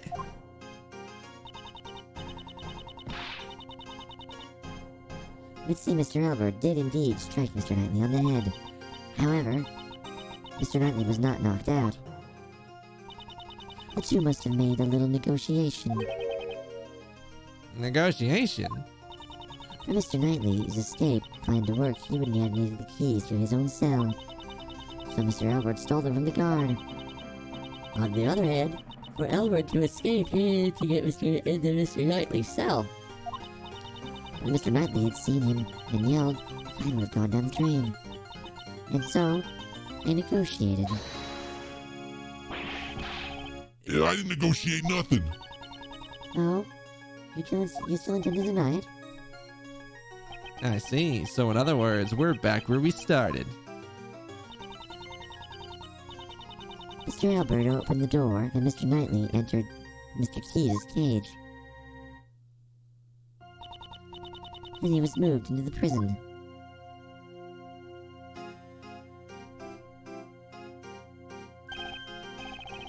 Ow, no. Excuse me, that's the wrong voice. Oh, of course. And then he was killed in the prison workroom. Weren't you listening? The scent on the body shows it must have been moved through the tunnel. Knightley was moved from the detention center through the tunnel. Please wait until someone is finished before speaking. I do not claim that he wasn't moved through the tunnel. Bullshit? How do you claim that the cage... What? How? How was she getting... No. You don't? The scent shows the body was moved through the tunnel. However, that does not mean it came from the detention center. Wait, what do you mean? That sure sounds like a contradiction to me. Isn't there one more possibility?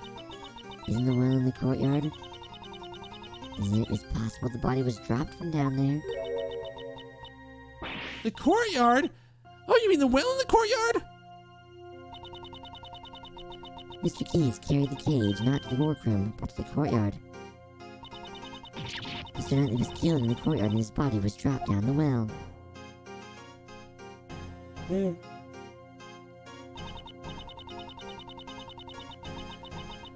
Of course, the body was moved from the at the bottom of the well by Mr. Dogan's dog.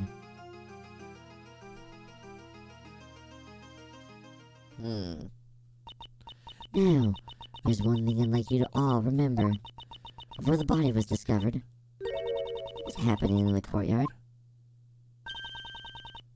Oh, it's the animal show, right? Regina and Simon were there.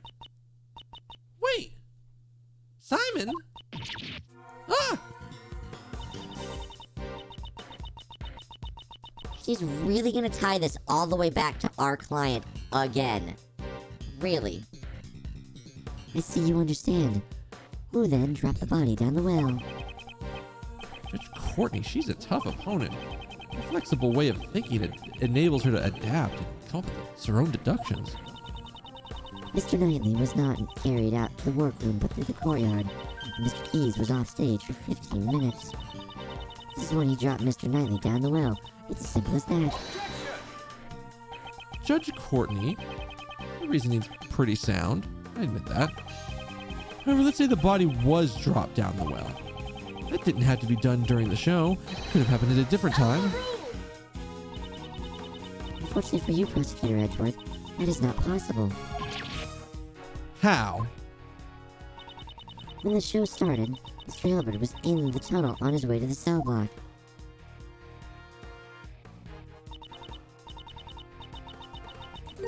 Mr. Hilbert, at that time, did you happen to see a body in the tunnel? No, nothing like that.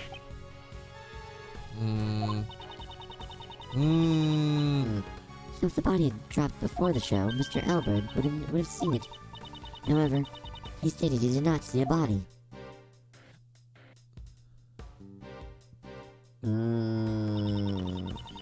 So it's impossible to think the body was dropped before the show. And after the show, the body was discovered in the workroom.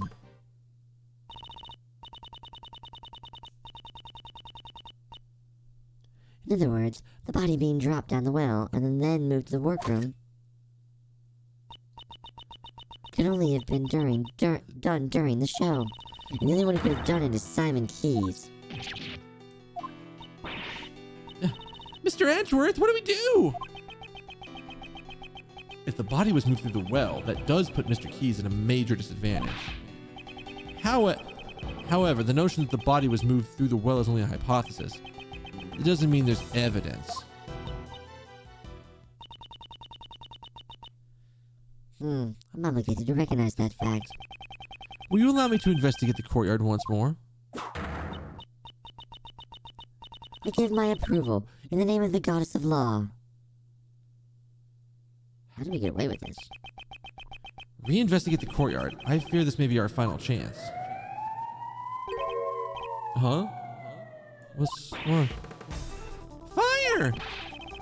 What, could it be another prison break, pal? And shouldn't we evacuate? It's probably the warden? Everyone, please remain calm. This is just a signal for the evening meal. It's a little loud, so I can understand why you'd be surprised. It sure scared me. I'm terribly sorry. And with that, everyone, please return to your posts.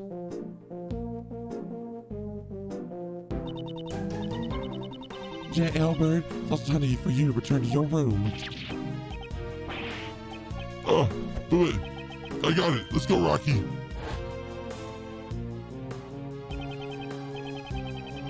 Warden Roland? Oh, I actually had the wrong voice on for her. Which one's hers again? That one's hers. Whoops.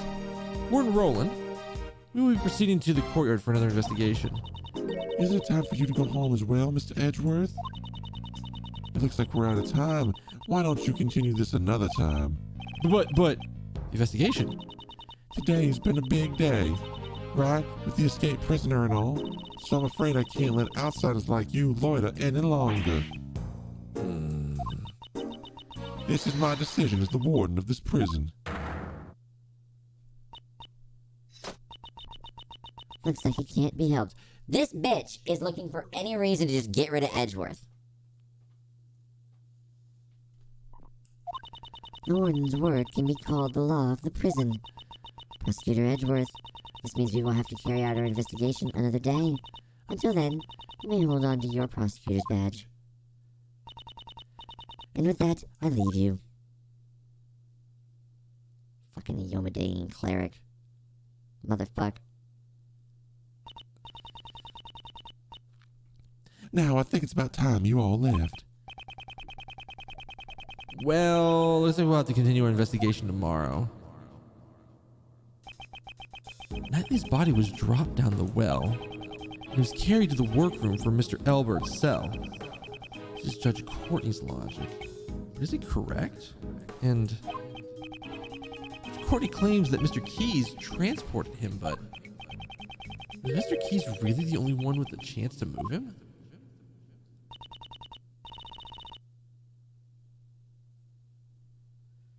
Mr. Edgeworth, let's do our best tomorrow. We have to save Simon no matter what. Indeed, I agree. Oh, whoops, I had the fucking voice mod on for that. I must prove Key's innocence without fail. Ooh. Ooh, we actually are forced to leave.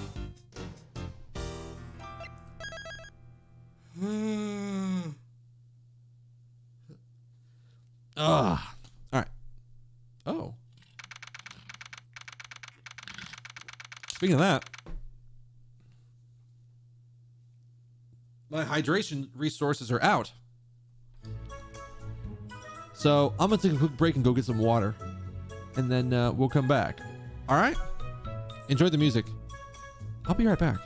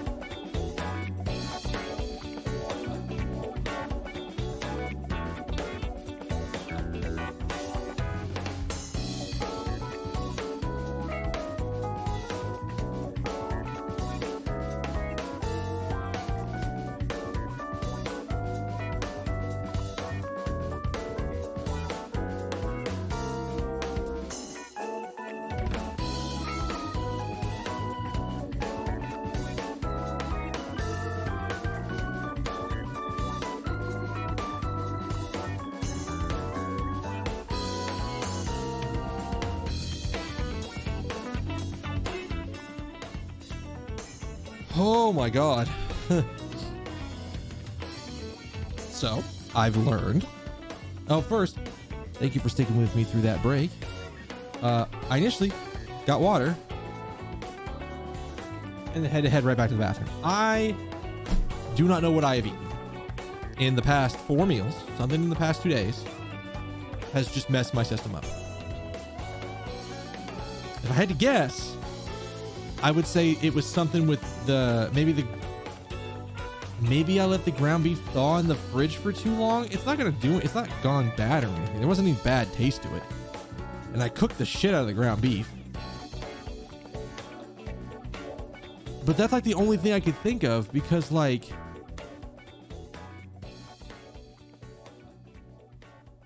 I don't know. I legit can't think of what this is. Or what I've eaten in the past couple of days. It's like, when did I put the ground beef to thaw in the fridge? I put it on Thursday. It would have taken 2 days to thaw. So it would have been ready on Saturday. There's no way. There's no way it's the ground beef. Even if it was like Tuesday, that would have meant it was ready on Friday, and it was in the maybe if it was Tuesday. I can't remember.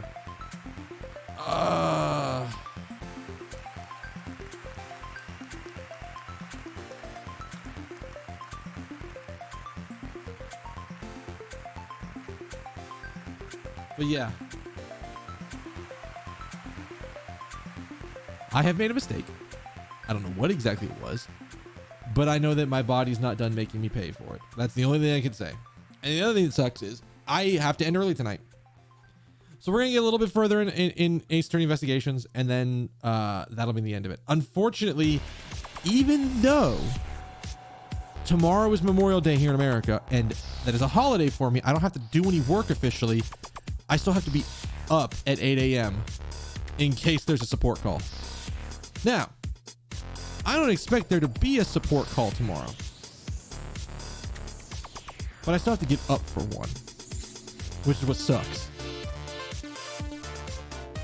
Oh, God.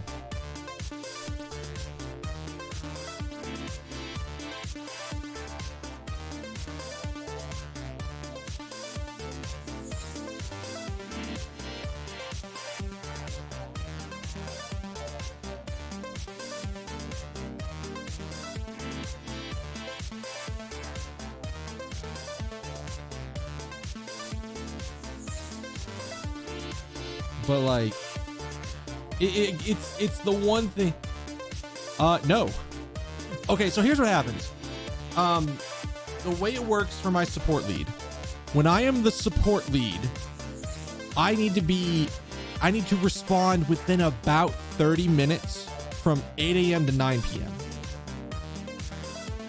After hours, I can take a little bit longer to respond and it's less of a thing. But during 8 a.m. to 9 p.m. from Friday at 2 p.m. when I take the shift over to Friday at the next Friday at 2 p.m. when I am turning it over to the next person, I have to do that. The only thing I get is that if I take support issue, if I am the lead on support issues and working on support issues outside of the 8 a.m. to 5 p.m. window, like normal business hours window, then I get comp time. Basically, so think of it as for every hour that I work, we're outside of normal business hours. For every hour that I'm working, I get 2 hours of time off. Because I had comp time from an issue like 2 months ago, and I had enough to, was it a full day or was it a half day? I think I had I had multiple days. I had like either 2 or 3 days where I just took Fridays off for like a month or something to balance out the hours. Effectively, it's unofficial time off. Like there's nothing in our like PTO system that they like enter something in and I have like an extra pool of things. It's something that that our team does as compensation. So I just if I'm working on an issue outside of business hours, I keep track of how long I'm working. And usually that's with, I can usually prove the time range by when I was working and when I jumped off a call and basically record that. And then I send it to my manager and I'm like, okay, I was working outside of business hours, weekends, or outside of normal hours or on holidays for this many hours for this long. And so, and then confirm is like, that should be X amount of comp time. And then he confirms it. It is in an email. So it's in the email system and he can confirm it. The only thing I have to do is I have to tell him, hey, I'm taking some of the comp time I've built up off on this day for this amount of time, and just let him know in advance. And we basically schedule it like unofficial PTO. It's not like what we do through the ADP system where, what is it? It's not like what we do through ADP, where I go in and I submit a request and then he approves the request and then I've officially taken time off. It's not like that. This is just something we internally do for the team.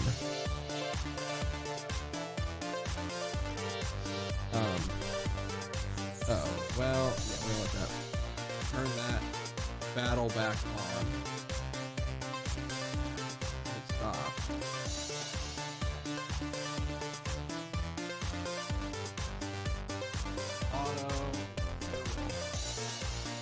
So, but it worked. But like, if I don't take the comp time, it technically could build up. I could bank the comp time in theory and then take it during like the holidays, in addition to my already existing PTO time. Or PTO hours specifically, because paid time off time doesn't make sense. It does, but not really when you say it like that. So I could. It's just my manager's like, don't stack it and use it at the end. Just don't do that. Preferably not. Try to space it out, because like if I'm gone, there is just a chunk of work that's not getting done because the stuff I've been assigned is not getting done if I'm taking comp time. But it's understood that like if I'm working on the weekends or on holidays or after business hours, I get that time back. So It's one of the things that they do nice, and my company does a lot of good stuff in terms of like as much as I liked previous companies where I've worked, where they do like when you start you only have this much time off, and then at every year you're there you get a little bit more and a little bit more up to a cap. I like it at my company where it was just everybody gets this much, and you can roll over 5 to get 25 if you need it. Everybody gets that much. It's a little sketch in terms of the way they do it, but there's not really a good way to do it. Like, sure, it'd be good if there was a formal system that if you were taking a support call, you get like a bonus check. Like you get bonus time, you get like extra hours paid on top of everything. But this is like a way to do that without having to pay directly, without having to pay people more money. So they're definitely going to do that. It's just, I'd rather have this than no comp time. I got a buddy of mine who's like, yeah, if I'm on call and I'm expected to answer support calls or support questions when they come in, or be the lead on support questions, this would be the equivalent for mine. I'm just expected to do it. It's part of the job, and I don't get a choice about it. That would be worse to me. Oh, apparently this thing had like literally one more war.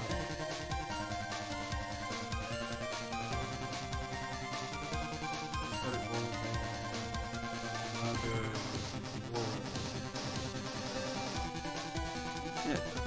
Oh shit, hang on. Before we start this last little bit, I'm gonna open my window.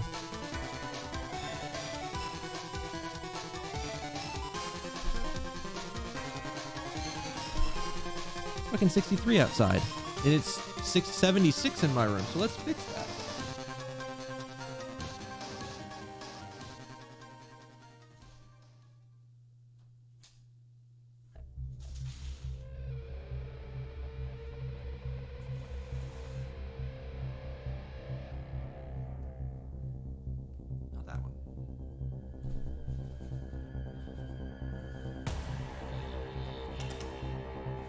I mean, why not?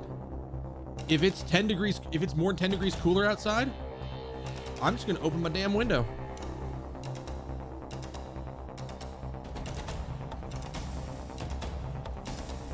Cool the room down. Over the next, what, hour and a half before I go to bed, it'll probably drop a couple degrees. And it'll make everything feel super nice.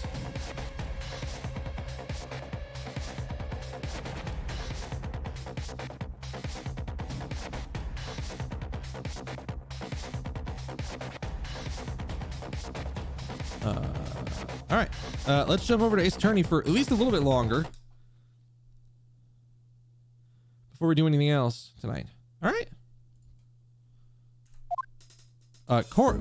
We are out in the courtyard, I think the next day? Courtyard, depending on what we find here, the entire incident can become clear. However, there's nothing left here! Yesterday. Isn't there one more possibility? The well in the courtyard. It's possible the body was dropped down from there. In other words, the body being dropped down the well and then moved to the workroom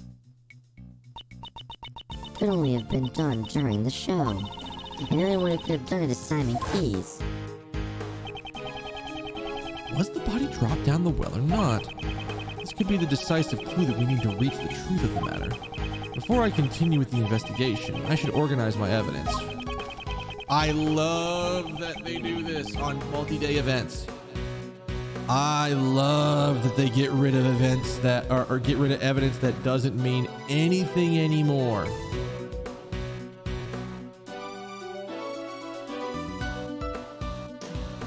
I love it. I love every minute of it. Let's see here. Hey, there's a strange grate here. Well, the well is run dry after all. They even put a lock on it. Lockpicking is one of my specialties. You want to see? There's absolutely no need for you to show off. Oh, come on. Don't be like that. Whoa. What happened, Kay? The lock's broken. Judging from the looks of it, it feels like it was broken some time ago. The lock was already broken? It seems that anyone could have dropped the body down this well. According to Judge Courtney's reasoning, Mr. Keyes murdered Knightley in the courtyard, and then during the show, he disposed of the body in the well. You think so? Did he really use the well to move the body? I know. Let's get Missile to help us out again. He should be able to track down the scent of the body. Oh, good idea. Let me contact Detective Gumshoe.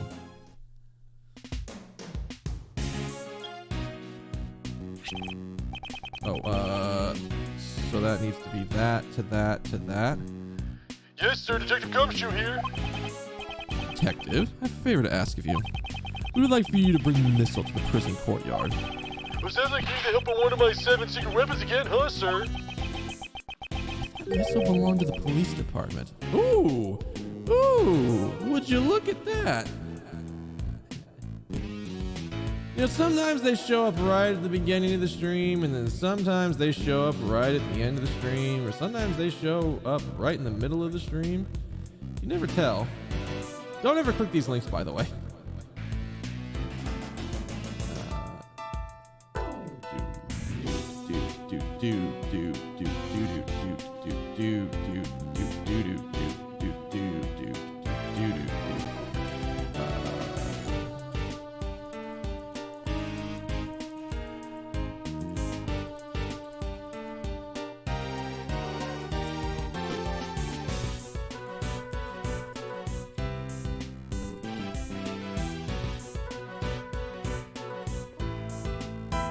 And then, spamming in my chat. Be gone, thought.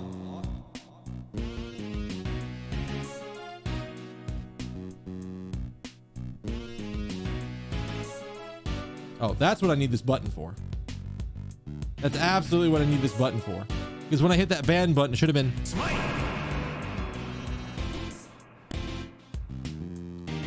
I don't have to do that all that often because these fuckers don't show up in my chat all that often, to be honest. I've even had some show up literally as soon as I hit the go live button. But all right. I will take 30 seconds to ban their ass. And also, I would like for you to contact a witness. Please contact Regina Berry of the Berry Big Circus and bring her here. Roger that, sir. I'll bring him over in a flash. So, what should we do while we wait for Gummy? How about some hide and seek? What are you talking about, Kay? There's nowhere to hide here. Oh, I did that on the wrong one. That should have been that one. That was probably a very weird phone call all of a sudden. I don't think that's the issue. Kay, during times like this, isn't it your turn to shine? Oh, that! You want me to recreate the crime scene? Huh? Wait, how do you do that? Well, see for yourself. The great thief's secret weapon, Little Thief.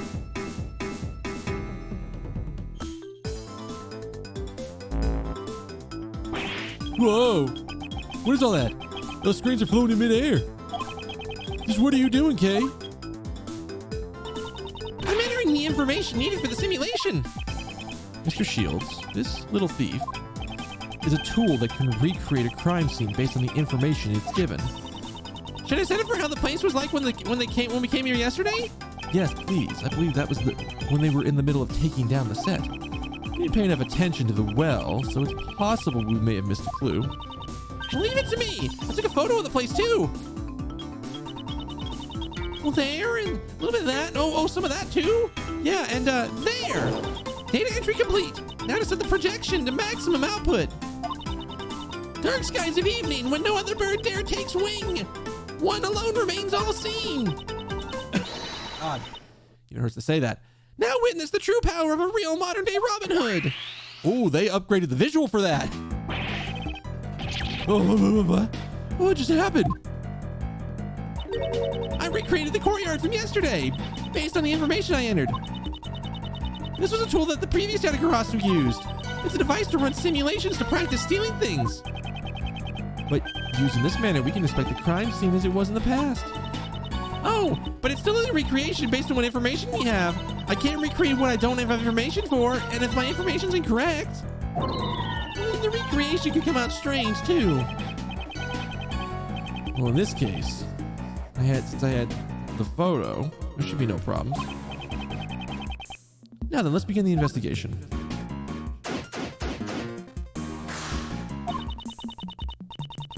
This is a recreation. You can examine things just like you always do. You can even present evidence when you find a contradiction. Yes, I know. First, start with that well.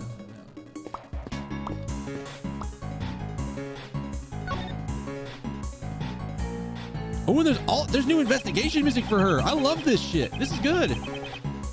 Let's examine the area around the well. It holds a key to this case. All right, let's take a look here. So, first things first. Oh, nope, I double tapped it.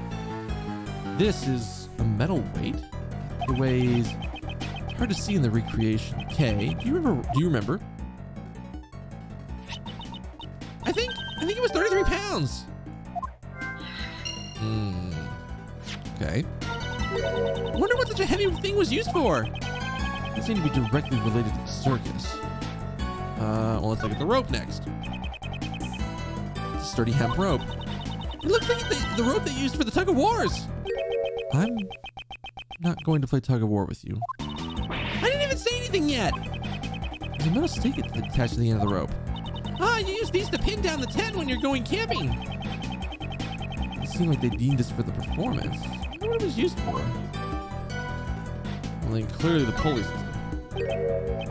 There's some pulleys here. They would appear to be the pulleys that was used to lift the bucket from the well. Okay. The well was behind the stage. That means only a few people who would have access to dump the body in the well during the performance. Oh no, this is looking for Mr. Good for Mr. Keys. These things around the well, what are they used for?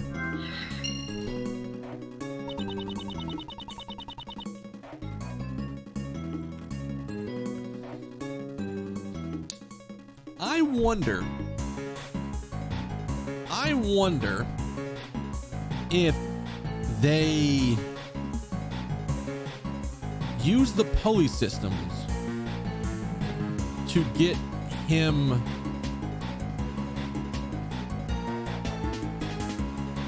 to be suspended above the very bottom of the tunnel. So like if this is the bottom of the tunnel and this is the shaft where like the well goes down, I wonder if they had him like suspended halfway up so the guy fucking Jailbird or Elbird wouldn't notice the body because he wouldn't look up. I wonder. I agree. You ask Miss Barry about it later. Alright. These were used for the audience seating during the show. Folding up all these chairs must have been a chore. That's so.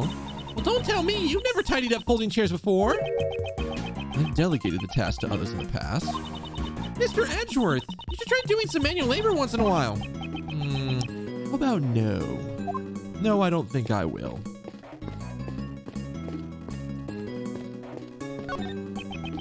This crate, there are tires attached to it, so I guess it's a cart. Just once, I'd like to ride one of these bad boys down a hill. Or maybe one of those office chairs with the wheels. Doesn't that sound like fun? What's she talking about? Edgeworth. You can take your office chair, your desk chair. Pull them legs up onto the wheels and just get Gumshoe to fucking eat your ass down a hallway. You'll enjoy it, trust me. What was the elephant's name again? She's Astique, the Asian elephant. Oh, yeah, that's right. It's an easy name to remember. Maybe they couldn't think of a good name, so they gave her a name that's easy to remember? Mr. Edgeworth, what a terrible thing to say about poor Astique. That's the information we can gather for now. The detective should be here soon. The detective should be here soon, too. Okay, go ahead and shut down Little Thief. All right, returning to the area to normal.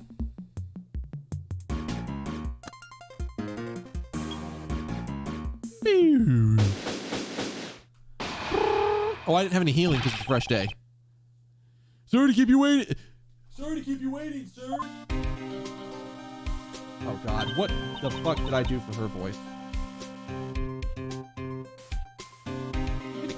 Rank?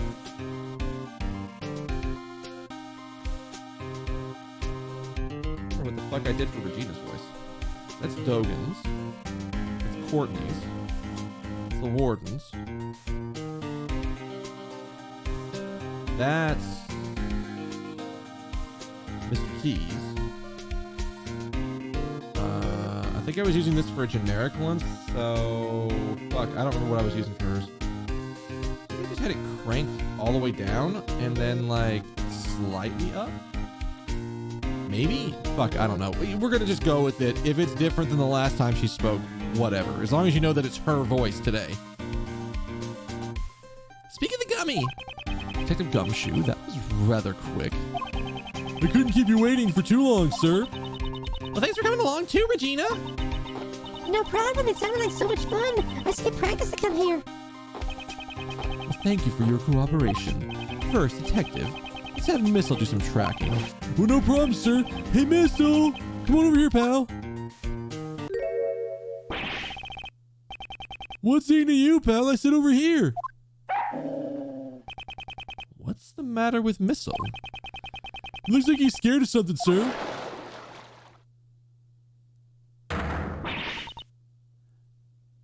Ah! Alligator! I guess he's scared of the alligator, sir. Good grief. Looks like Missile won't be much help to us. So what should we do, Miles? Maybe we can ask Miss Berry for help? What is it? What is it? Is there something I can do? Would you like me to teach Ally a trick? Actually, she probably could, knowing her. No. I just need you to tell me about the condition of the courtyard during the show. Looks like it's my time to shine again. Yes, if you please, pay attention to any details that we may have changed. All right, that should do it. I'm starting up the recreation now. Thankfully, I only have to recite the incantation once. Recreation complete. This time you can see how the courtyard was during the animal show. This should be around the time that the body was dropped down the well. Oh, that was... Alright. Wow, cool. It's just like magic.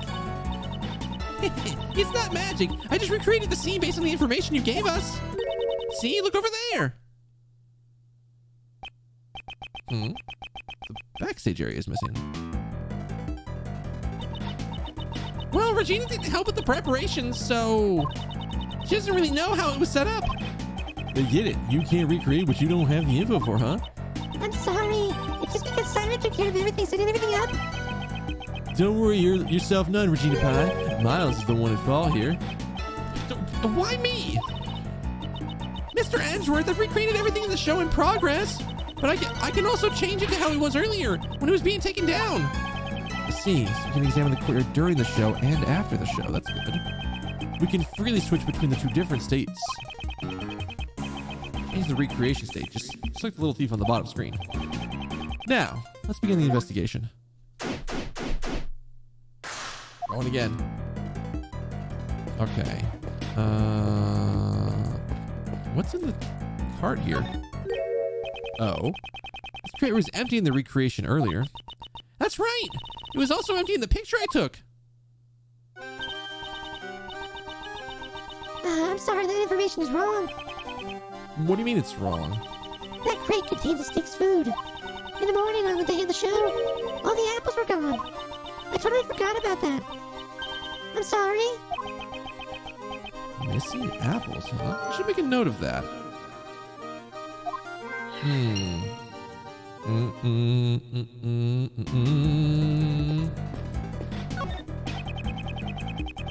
cage of the Asian elephant, Astique. The elephant is performing on stage right now, so the cage is empty. Wonder how Astique entered the courtyard. What do you mean how? The entrance here is human size, and the fence is electrified. I don't think an elephant would enter from there. They could just turn off the electricity. If they did that, all the inmates would escape. I doubt anyone would escape while an elephant was entering. I wonder how she came in. That requires some thought.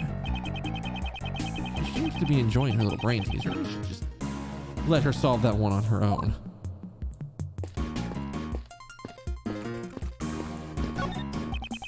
This pond is where Warden Roland keeps her pet alligator. I guess those fish bones are the remnants of her last meal. I don't think an alligator would leave such clean bones. But she had a very refined looking face. I couldn't tell. That's because I'm a girl who's good with faces. Oh, why don't I feel just the least bit jealous? It's a great thief secret weapon. I see. Impressive. But isn't this bad, using a thief's tool to aid in investigation? Let's not think about that right now. Let's talk about that later. I love that so my manager did this. I just got pinged for it. It's not a work email. You gotta worry about that. But my manager, or actually no, this was the director who went and did this. He went and every year at the beginning of the year, whenever they publish the holidays for the upcoming year, or for the for example, whenever they publish the holidays for 2021 this year, which I think was at the end of 2020. So whenever they publish it, he goes through and then blocks everyone on our team's calendar with a holiday, and usually sets up reminders for it. So it's good that he does that, because I also just got a reminder that tomorrow's Memorial Day and I don't got to do shit for work, which is good. It don't make such a scary face. It's alright, Uncle Ray's lips are sealed. It's for the truth, right? Evidence may very well have already been destroyed. In order to recreate the crime scene, we need her help. Why so serious? Even at times like this, a simple smile will suffice. Yes, I get it. Thank you very much. Smiling hurts. I'm just going to tell you that right now. It's not my thing. These chairs are lined up in an orderly fashion. There were few empty seats during the performance. This intimate atmosphere and this closeness between the stage and the audience. It reminds me of the karaoke tournament I entered when I was a kid. You entered a karaoke tournament? I was the runner-up. Oh God, she sung her theme song. No.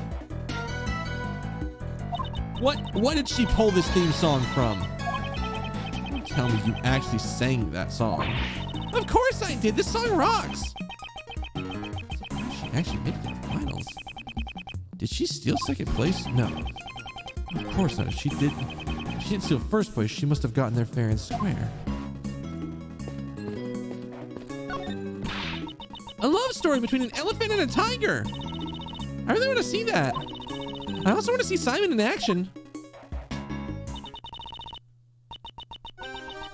Simon is really amazing. The part where especially the part where he gets blown away. Blown away? Let's see. That's the scene in question. At that point, the suspect, in the role of the villain, is blown away by the heroine's burning love and makes his exit. After being blown away, the suspect disappears from the stage. Are you saying that the crime was committed during that time? Do you know how long he was gone from the stage? Let me think. About 15 minutes or so. Oh, it's just what Judge Courtney said. But isn't it dangerous to be blown away by an elephant? It's alright. Astique is very gentle. That's what we were worried about here. During the first few practices, he was having trouble getting blown away. And then all of a sudden, he was able to be sent flying beautifully. He He might be using some sort of device, but it's amazing. Oh, of course. Yeah, okay.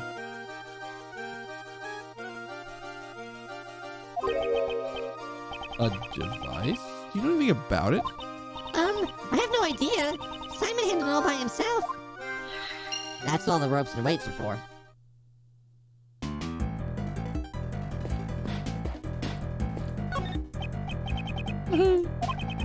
As you can see, he's totally scared, sir. I wanted him to track his scent, but it looks like that won't be possible.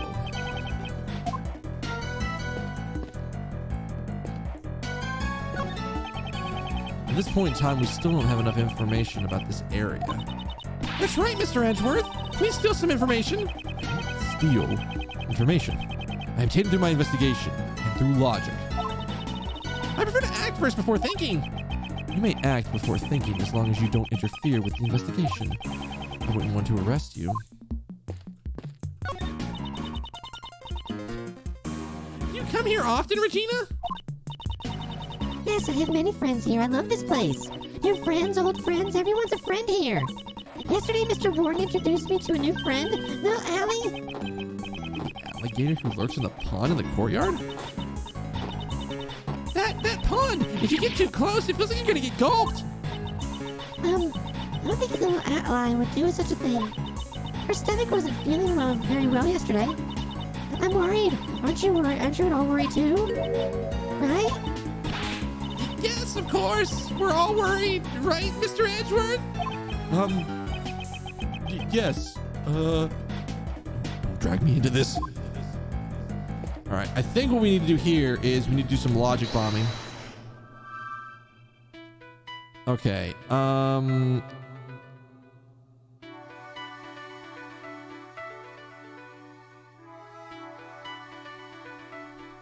my guess? Oh, whoops. I didn't mean to hit that button. I'm gonna do this. I was originally gonna say, like, use this to say he uses them before the well. Hey, all right, we got it. Mr. Keys used the device for his stunt. Maybe the tools around the air around this are connected to this? Okay, I'd like to recheck the tools lying around the well yesterday. Can you change the recreation to after the after show scene? Roger!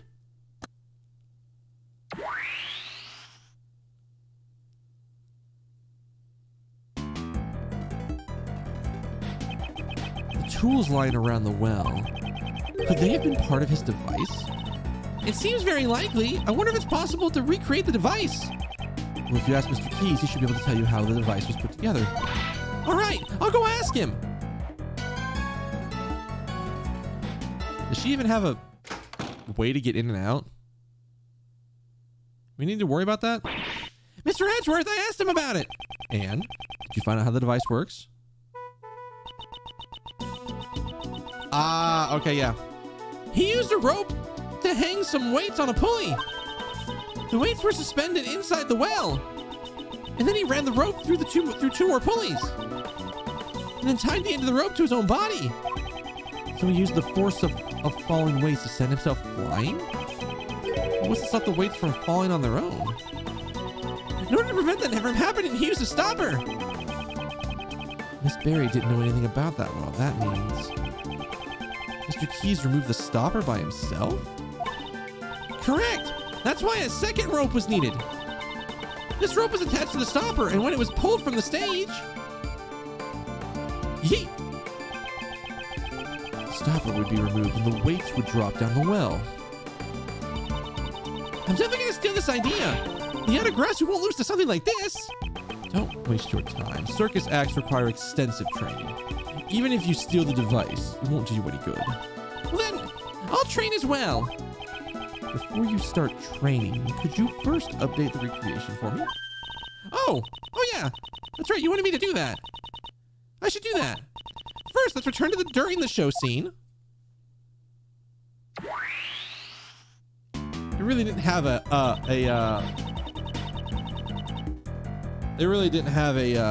animation for her pulling the little thief out like this. Next, only put the information of the device onto the well. We can now recreate the device Simon made.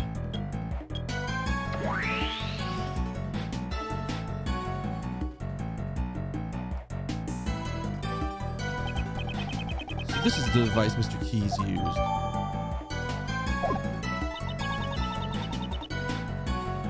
Simon sure is gutsier than he looks. Using the falling weights as the force to launch himself during the performance? Indeed, he would have to drop enough weights to exceed his own body weight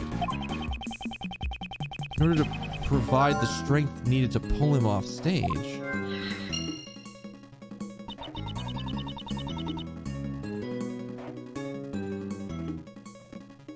Simon must have practiced a lot for this.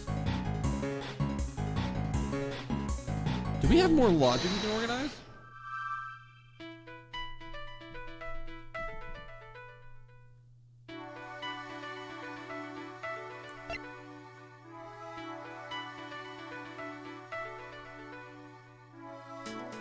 This doesn't work, right? This is like not enough. It is enough. Okay, well, I guess we're just gonna talk about it. Okay. Huh? Isn't that strange? What's wrong, pal? Haven't you noticed, detective? What's strange about the weight is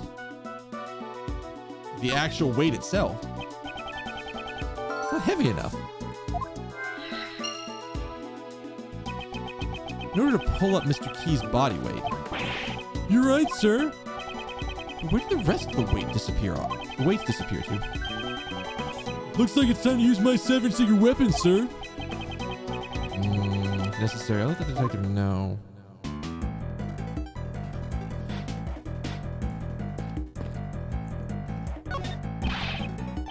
Mr. Edgeworth, you got that look on your face like you want to use my secret weapon, sir. Missile isn't in the mood, but I got my fishing rod ready to go. Or would you prefer the metal detector? I've seen the detective's eyes sparkle like that before. If need be, I'll let you know. For now, just stand by. What are we doing on logic right now?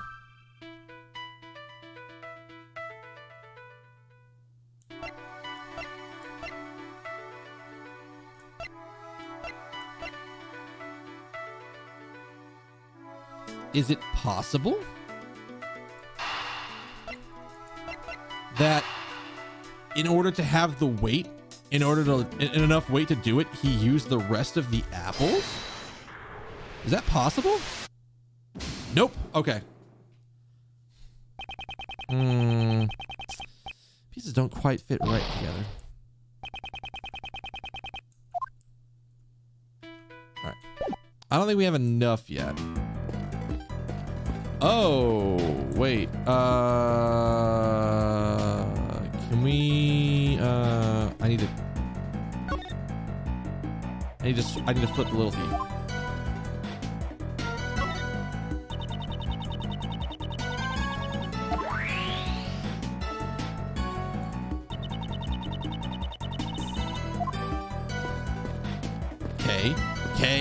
Okay, I need you to move somewhere else. There's no need to just why is she just standing there letting me push her backwards? Okay, please, no.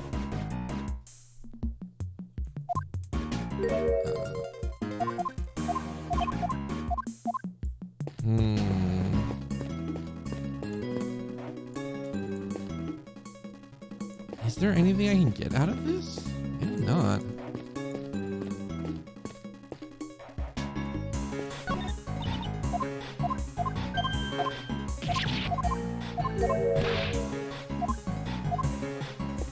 I was gonna say we were gonna use the metal detector on the gator.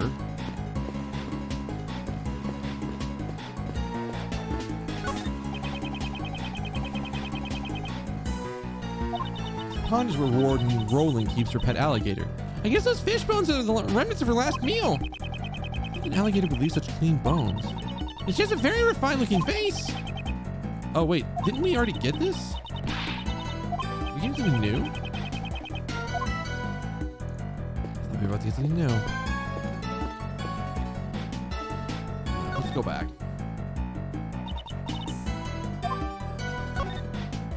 Let's go back in recreation mode.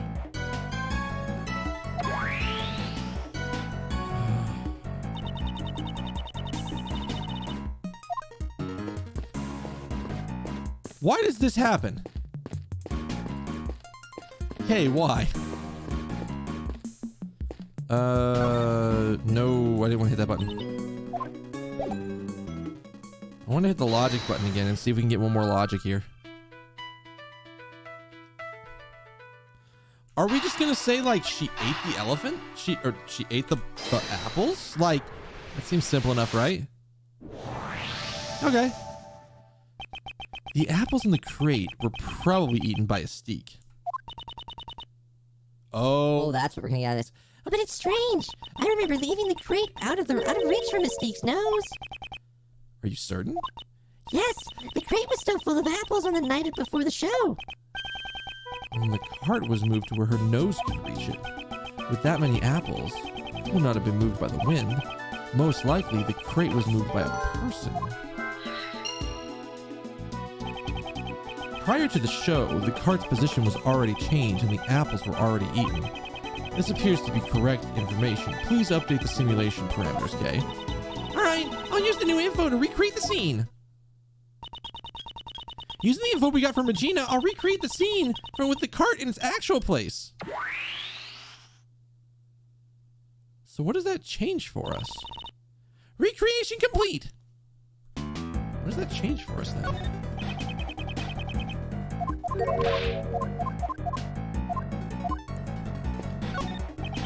This door is locked. Want me to pick the lock? Success is not guaranteed though. No, if need be, I'll just borrow a key. Sheesh, I thought I was finally given a chance for me to steal the spotlight. Don't even think about stealing anything in my presence. I'm giving the spotlight. So what is that? What does that do for us? Does that do any other logic?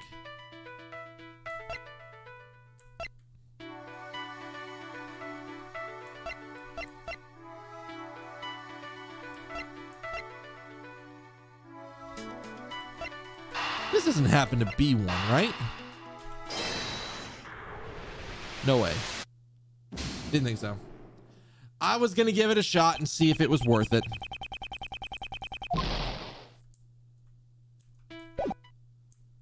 So we have enough yet.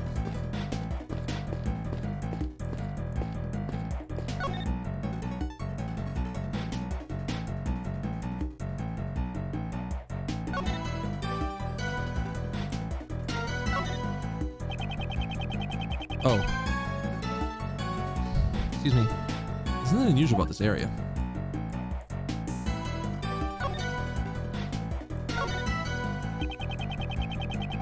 Mr. Keys used his well to perform the stunt where the elephant, he gets blown away by the elephant.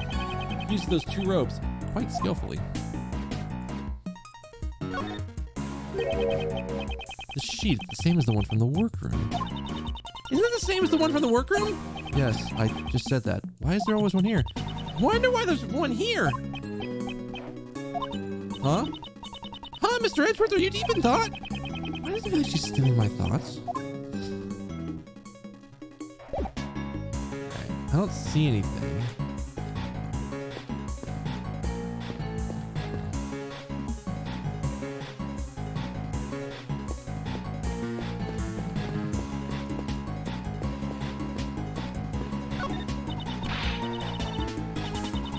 Oh. What an impressive barbed wire fence. It really gets my thief blood boiling. I wouldn't touch it, though.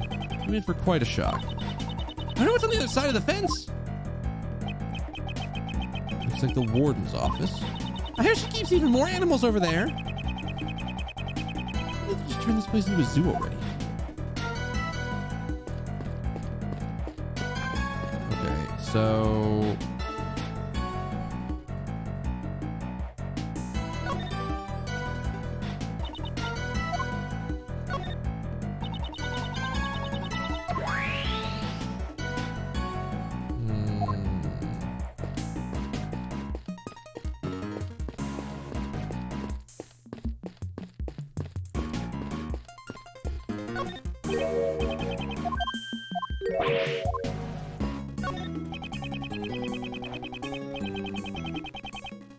No wonder I thought it smelled like animals. It contained the elephant's food. So this is filled with the steak's apples? That's right. Oh, whoops. It's Regina talking. That's right, on the day before the show, it was full of apples. In the morning, they were all gone. Oh, did you think of something? You didn't say that.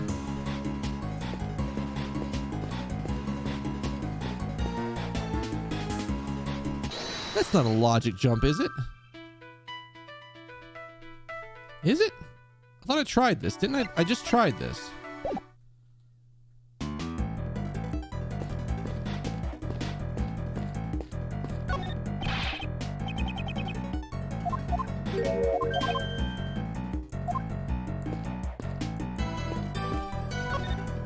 No.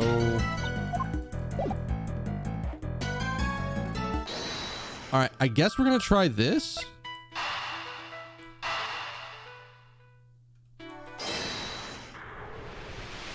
No way, right? No, I didn't think so.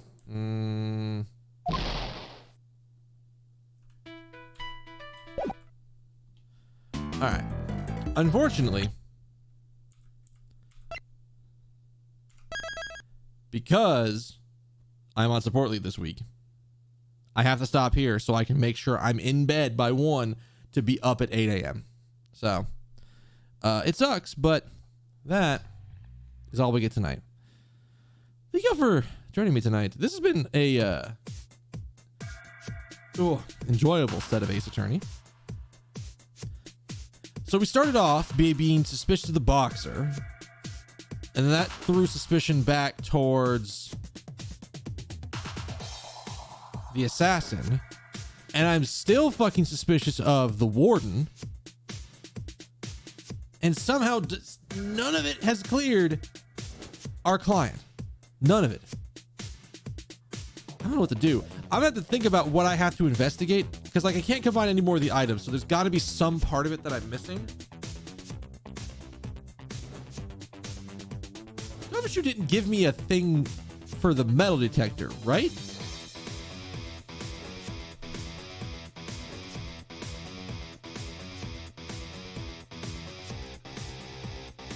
You didn't give me a thing for the metal detector, right?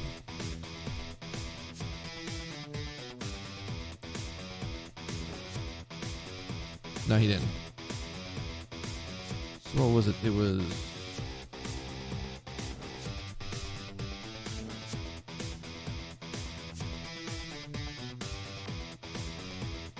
Yeah, I didn't think so.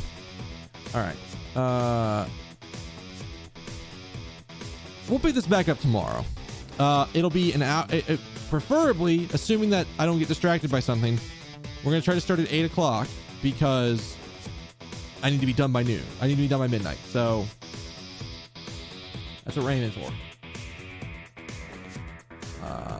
So yeah.